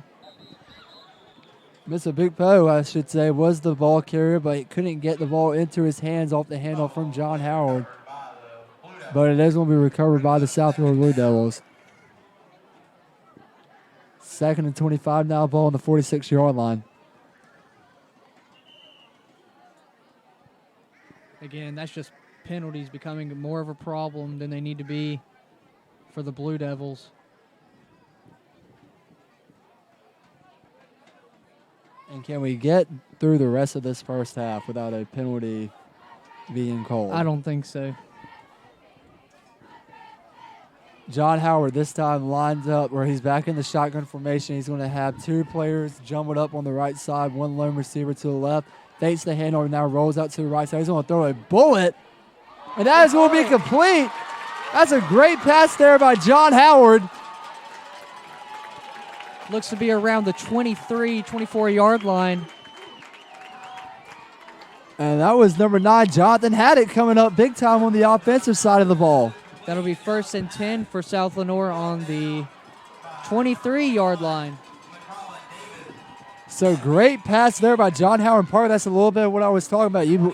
Even though the score is what it is, John Howard is looking like he's getting a little bit more confident in his passing plays, and it showed just then. Exactly, with the clock ticking. 1st and 10 for the Vikings, ball on the 23-yard line. A simple run up the middle for the Blue Devils. It's going to be number 1, Xavier Mitchell on the carry. And like I said, with the clock ticking, you're going to want to get that goose egg off the scoreboard with about a minute to go. Clock's ticking. And we are now under a minute left to go here in the first half. You're starting to see a little more excitement from this South Lenoir offense, getting down the field with ease right now. And the South Lenoir student section is starting to light up here as they now have a reason to cheer their team on. But they've been cheering them on all night, but now they have an even bigger reason as you have the possibility to score headed into halftime. But South Lenoir has no more timeouts, so they're going to have to do it quick and try and get out of bounds. About 30 seconds left to go here in the first half. Howard fakes the handoff. He's on third to the left side, and that's almost picked off once again by the Vikings That defense. will stop the clock, though. That's going to bring up 3rd and 2, though, coming up for the South Lenoir offense. They are on Kinston's 15, though. So, like I said, this is their time to get that goose egg off the scoreboard. Don't forget, one more reminder, at halftime we will be live streaming the South Lenoir 2019 Homecoming Court Ceremony right here on our Facebook live stream.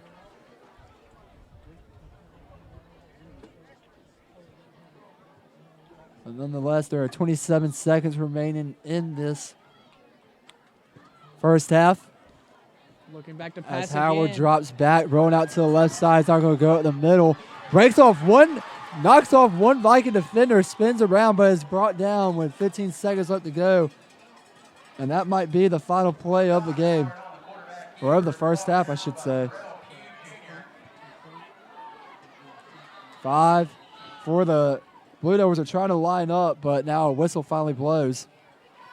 Stopping the clock at 5 seconds. It is, like he just announced, it is a first down for the Blue Devils.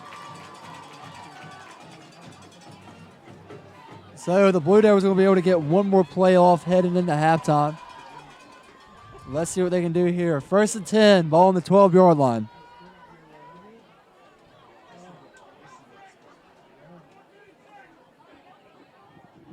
John Howard receiving the play call from his South Lenoir offense, from his South Lenoir sideline. Again, a big opportunity here for South Lenoir to try and get some points on the board. 5 seconds left to go in the first half. It looks like they reset the time actually to 14. I'm not sure what that's all about. I think he was out of bounds or something happened to stop the clock at 14 seconds. Howard throwing to the right side of the end zone. He has a man, and it is complete. Waiting for the official signal from the referees. They're saying he was out. That was a great pass there by John Howard there. He threw a bullet right into the hands of the intended receiver. Great effort there. The South Lenoir crowd not happy with that one. It's now 2nd and 10 with 8 seconds to go. So you were right. The play clock did get reset to 14 Yep. seconds. I mean, that was great play recognition right there by South Lenoir's QB, being able to buy him some more time and get the pass off.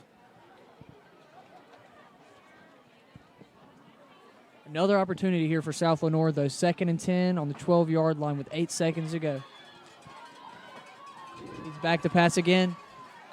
It's a Has short a completion to Xavier Mitchell, He's and getting Mitchell out is of going to be bounds. knocked out of bounds. And With- actually, some extracurricular activity. Just a couple of extra pushes from the Viking defense, and that's going to send us into halftime here with a score. They might. Kinston high up 33-0 over the South Lenoir Blue Devils. And real quick before we head into halftime, let's get an update on local games going on around the area with our hashtag News Score. With 10:51 left to go in the third quarter, Washington still leads the North Lenoir Hawks by a score of 25-6. And at halftime, Parrott Academy leads Grace Christian by a score of 35-21. And at the half, let's get an official update here from Rudy Coggins, who was at this game. Nothing new has changed. Aiden Grifton still trails West Craven by a score of 14-7. Our halftime score here in Deep Run, the South Lenoir Blue Devils 33, or the Kinston Vikings 33, the South Lenoir Blue Devils 0. But stick around as we are going to be live streaming the 2019 South Lenoir Homecoming Court Ceremony right here on our Facebook live stream. Let's let our News production team take it away. Congratulations to both the men's and women's cross-country teams for their first place finishes in their conference meet at North Lenoir. Again, congratulations to the men's and women's cross-country teams for their first place finishes in their conference meet at North Lenoir High School.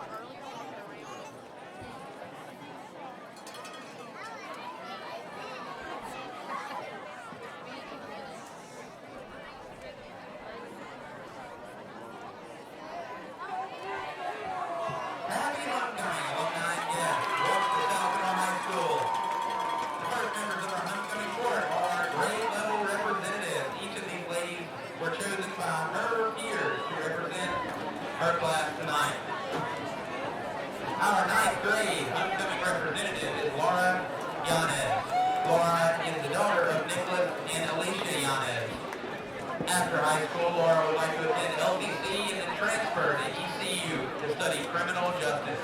Laura is escorted tonight by Megan Rager.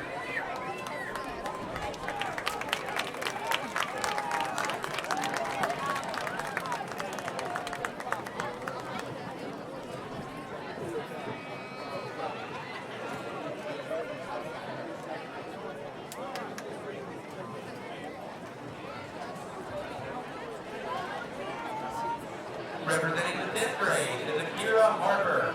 Akira is the daughter of Krishanda Moultrie and the late Brian Harper.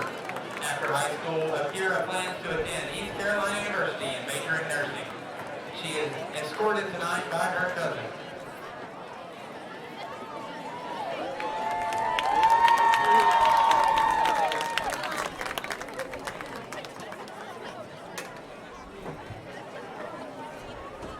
Gracie Revis is the homecoming representative for the junior class. She is the daughter of Stephen and Robin Revis. After completing her senior year, Gracie plans to attend East Carolina University to major in elementary education. She is escorted tonight by her father, Stephen Revis.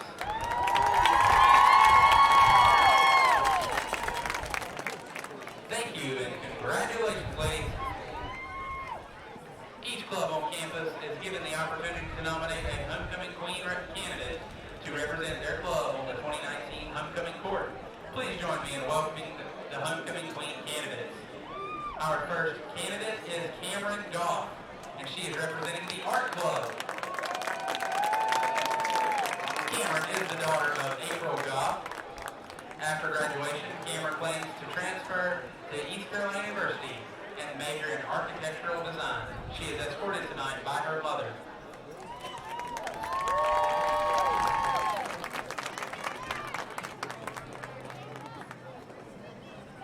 The next homecoming queen candidate is Ariel Wynn.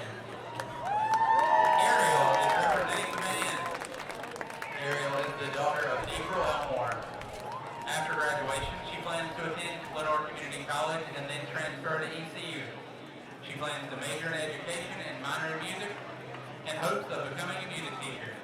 She is escorted tonight by her grandfather.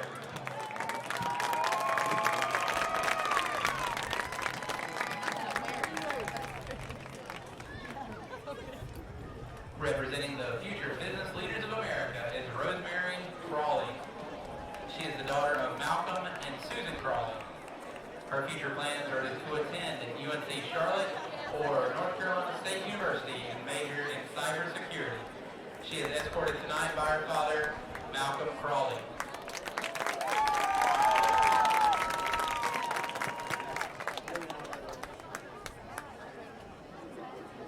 Aiden Rouse is the representative for the future farmers of America. Aiden is the daughter of Greg and Amy Rouse.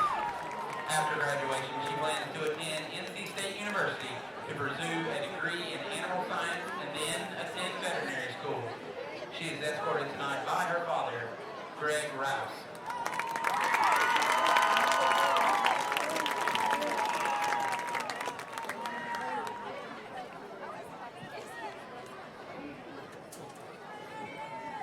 Representing HOSA tonight is Hannah Barker.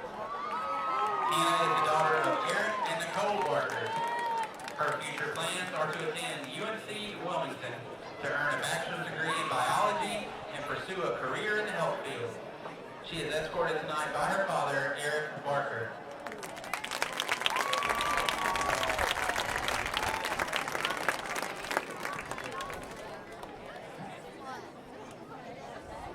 Michaela Elmore is the queen candidate representing the men. Michaela is the daughter of Jerry and Christy Elmore. After graduation, Michaela plans to attend either UNC Chapel Hill or the East Carolina Honors College to major in pre-med and then attend medical school. Michaela is escorted tonight by her father, Jerry Elmore.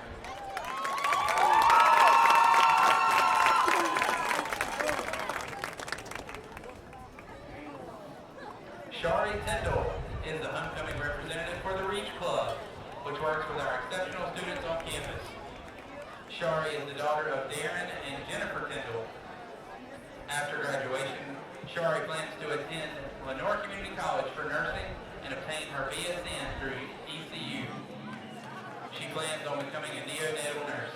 She is escorted tonight by her father, Darren Tyndall.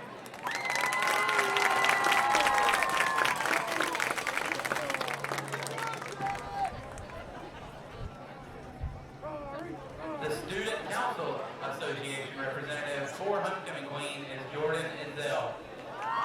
Jordan is the daughter of Darren and Sheila Izell.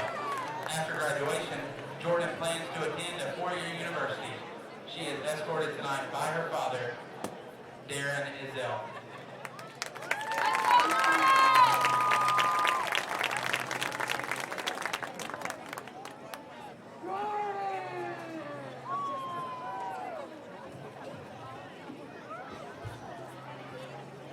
Representing the color guard tonight is Cassidy Terrell.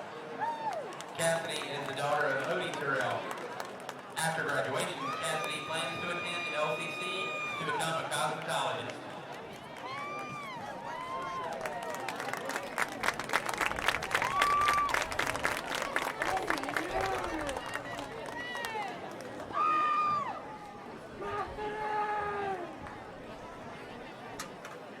Sarah Beth Stroud is the Homecoming Queen representative for the Monterey Club.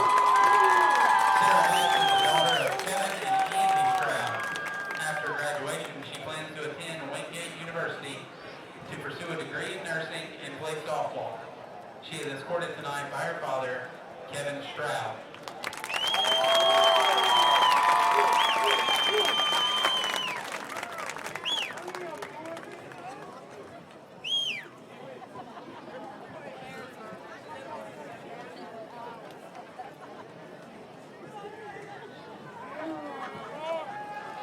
Congratulations to each of the members of our 2019 Homecoming Court. Please give all of our representatives a big round of applause.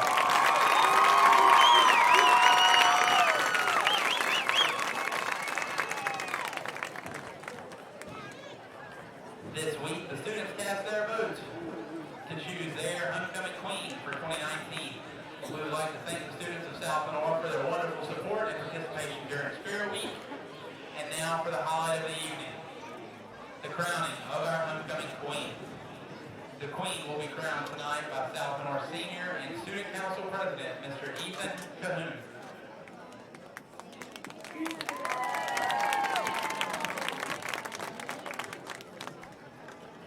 Your 2019 South Lenoir Homecoming Queen is Sarah Beth Stroud.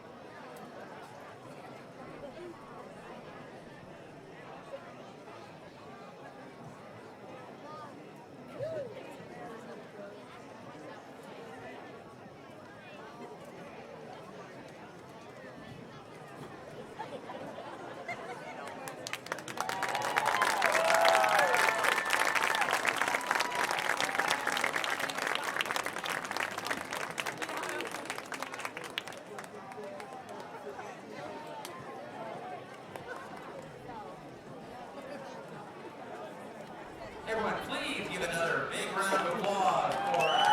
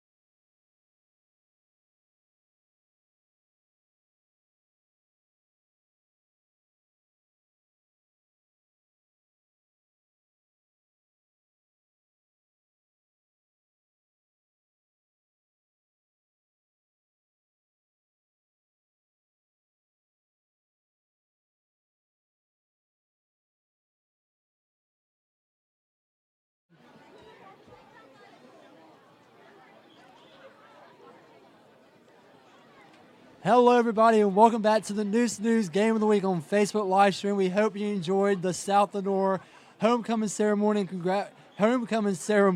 Ceremony.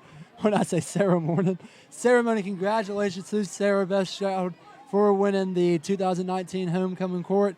And our score right now here between the South Lenoir Blue Devils and the Kinston High Vikings. The South Lenoir Blue Devils are trailing the Kinston High Vikings by a score of 33-0. That's not the only game that's going on right now. Let's take a look now at our hashtag Noose News score updates to see what other games are going on around this area and get score updates. At the end of the third quarter, Aiden Grifton is trailing West Craven by a score of 21-13. And then from Michael Abibi, who just actually texted me, update from North Lenoir with about 5:46 left to go in the fourth quarter. Washington is defeating the North Lenoir Hawks by a score of 25-6. And then from the Parrott Academy Grace Christian game where Junius the Smith is at, the Parrott Academy Patriots are leading the Grace Christian Academy by a score of 43-21 with 9:54 left to go in the third quarter. And once again, our score here, Kinston High 33, South Lenoir 0. I just want to point out before we get into anything else, just realize those scores, they're all in the fourth and third quarter while we're still at halftime, thanks to all these penalties. And one thing I did want to say, we had a comment, we had somebody that made a comment that we need to do a better job of knowing the penalties. And one, that's fair, that is true. But two, honestly, even if we had the professional technology that ESPN or College Game Day would, there have been so many penalties that have gone on. It's hard to keep track. Like, I really am being honest about how many penalties took place in that first half. But nonetheless, this is our Noose News Game of the Week on Facebook Live Audio. And we also want to thank our Noose News production team of Brandon Potter, Travis Town, Chris Decker, Cameron Decker, Najee Cobbs, Magic Mile Media, and, of course, Noose News owner BJ Murphy. And we also want to thank our sponsors for the Noose News Game of the Week, which is presented by Magic Mile Screen Printing Company. It is a customer service focused apparel screen print and design shop based in downtown Kinston, North Carolina. They specialize in green printed apparel and high quality designs for business, nonprofit organization, churches, bands, charity events, and more. They can use your artwork or their in-house graphic artist will work with you to produce a one-of-a-kind design for your apparel and your brand. Magic Mile Screen Printing Company works hard to produce the highest quality apparel with unique and original custom designs. Check them out at magicmilescreenprinting.com. We also want to thank our sponsors in part by for the Noose News Game of the Week as the South Lenoir Blue Devils prepare to kick off to start the second half. Lenoir Community College, Down East Protection System, LJ Electrical Company, and Dempsey's Pharmacy. As the Blue Devils will start the second half with just a short kick that's going to be fielded about the 35-yard line. That's where the Kinston offense will take their place back out on the field to start their first drive of the second half.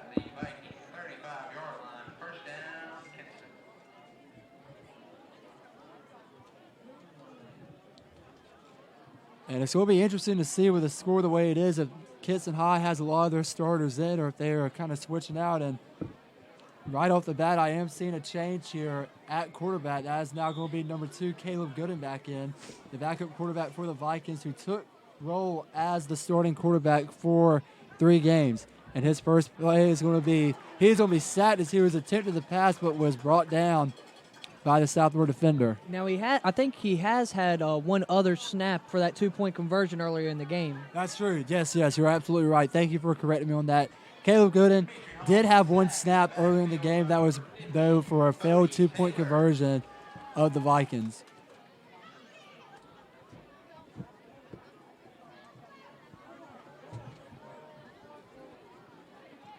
It's now 2nd and 20 on the 25-yard line, so that was a 10-yard sack right there by South Lenoir. And great job there by number 50, Bodie Taylor, on the sack for the Blue Devils. Gooden's pass is going to be complete, though, to Josh Holloway, who will be brought down at about the 3rd and 5 now for the Vikings. Ball's going to be spotted at about the 39-yard line of the Vikings.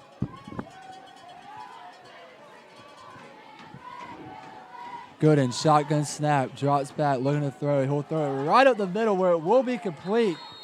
And that is going to be number 3, Josh Holloway on the reception, and he was swung down by the Devils defender. Looked like number 9 on the play. But not before he gets the first down. Well, Or actually, fourth down my and mistake. It's going to be 4th and 1, so he was just shy of the first down marker. Let's see what the Vikings can do here. Good and checking the sideline. I mean, it's 4th and 1. I think they'd run at this point. No reason to put it in the air right here. Just a simple run. And he does throw it.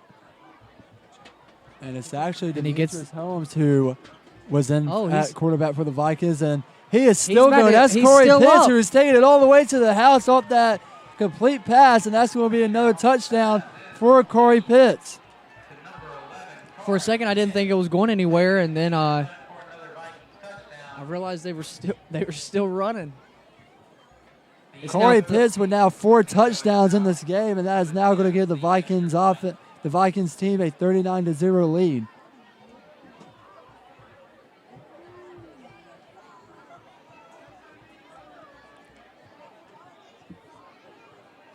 And that's a nice play by the receiver right there, able to get extra yards. I mean, that was thrown right level with the line of scrimmage that they were at, and he was just able to make a play out of it and get a touchdown. The extra kick is up, and it is good. And I actually want to apologize for a mistake I made. It was number 2, Demetrius Holmes, who came in as the starter to start the second half for the Kinston Vikings. I just forgot with Caleb Gooden also playing the wide receiver spot. I saw number 1 come down the field, and I just thought with the score being the way it was that they were going to try to see what Caleb Gooden had in him at the backup quarterback position. But nonetheless, I want to apologize. It was Demetrius Holmes who came in as a starting quarterback for the Kinston Vikings and looked great once again their first drive to start the second half as they're able to complete a touchdown to Corey Pitts in about a 5-play drive. Exactly, and I mean, it was quick, too. This is something we didn't see last week where both teams were able to run down the clock. Here at Kinston High, they're able to be quick and not take much time off the clock. But maybe now with the score, Kinston 40, South 0, you might want to think about considering putting Caleb Gooden in to see what he still has left in the tank at that quarterback position. And also, you have a lot of depth with some other quarterbacks here for this Kinston team that it's be a good time to test out the waters to see what you have. And throughout high school, that's definitely a time where you test out a bunch of different positions. So you're not sure which position you want to stick to if you do continue to play football. As Bettina will put up a line drive, high up in the air kick that's going to fall out of bounds at about the 40-yard line. Tino's kick is fielded by number 5, Brett Hoffman, at the Blue Devils' 40-yard line. Actually, a fair catch was made by Brett Hoffman of the Blue Devils. So South Lenoir's offense will come out for the first time in the second half, and they will start on the 40-yard line of the Vikings, or their own 40-yard line, I should say. Being down 40 points, I'm not really sure what coach has been telling them, but Well, I'm sure at halftime, Coach Joyner is a very, very, very respectable coach. He's one of my favorite coaches here in the conference, and I'm sure he told his guys, hey, don't give up, as before the snap can be made, there it is, the first penalty of the second half. first of many. With how these referees have been. You know what? I'm actually going to try my best to keep track of how many penalties will be called. Well, wait a minute. I think the ref just had some happy hands as he recovers the flag. So, He was just so used to doing it in the first half, he felt the need to here in the second. well, he throws it back out. And now, Substitution on the Blue Devils, 5-yard penalty. 5-yard penalty on the Blue Devils. It's 1st and 15 on the 45-yard line. Or 35-yard line. so the referee did not have happy hands. He actually did throw a legitimate flag out for a penalty. I did It miss was the just so call. weird. He picked it up after he threw it the first time and then re-threw it and then gave the ongoing penalty. But nonetheless, it's 1st and 15 for the Blue Devils Howard drops back. He's not going to throw it up in the air, but he will make a completion about the 45-yard line. And on that completion for the Blue Devils, that's going to be McCade Cates. His first reception of the night. Brought down by number 3, Josh Holloway.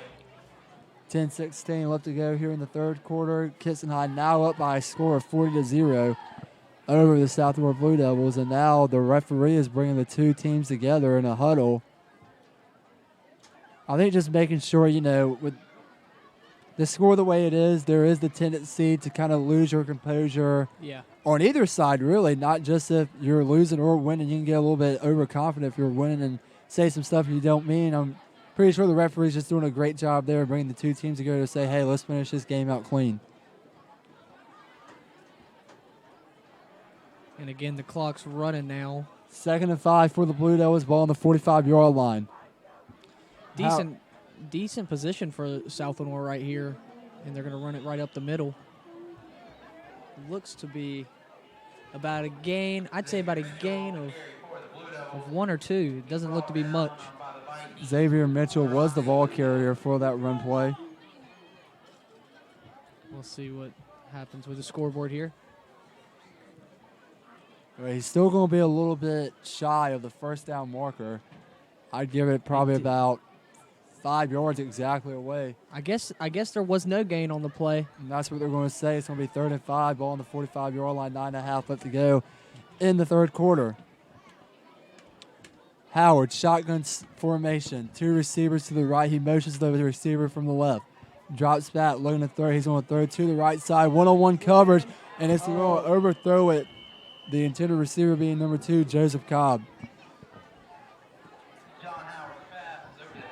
And as I was saying in the first half, late towards the end of that first half, you started to see John Howard get more confident in his throws. And that's another throw that I'm not disappointed with. He did a great job of spotting Joseph Cobb in one-on-one situation. You put that ball up in the air, that's a 50-50 chance each time. Just put a little too much extra oomph on it and just kind of overthrew that one. Again, a good decision there. It stops the clock, though, with 9:13 left. It's 4th and 5. And the South Lenoir Blue Devils are going to go for it.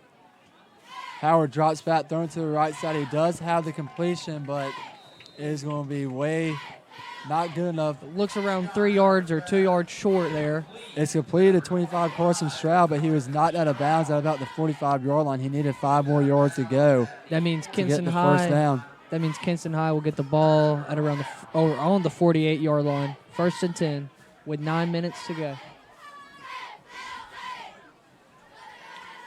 And Kinston has the chance to really put the nail in the coffin here, as their offense has looked phenomenal all night long. Exactly. You cannot put that against them. They've done a great job of bouncing back against that loss that they took to Washington last week in their Eastern Carolina Conference opener. And one thing that's been so effective is how well they've been running the triple option. We've been seeing that a lot tonight out of this Vikings offense. Exactly. I like what I'm seeing from their offense, just able to get the ball down and score off of these easy triple option plays, or at least they're making it look easy. Holmes drops back to pass. He's now going to roll to the left side. He's now going to put up in the air where he has a wide open Will London at the 10, at the 5. Touchdown, Kinston High. Again, nice way to move out of the pocket there by the quarterback for Kinston High and find a receiver wide open.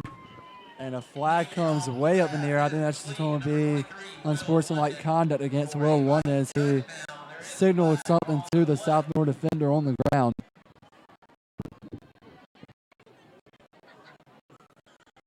But great pass there by number 2 to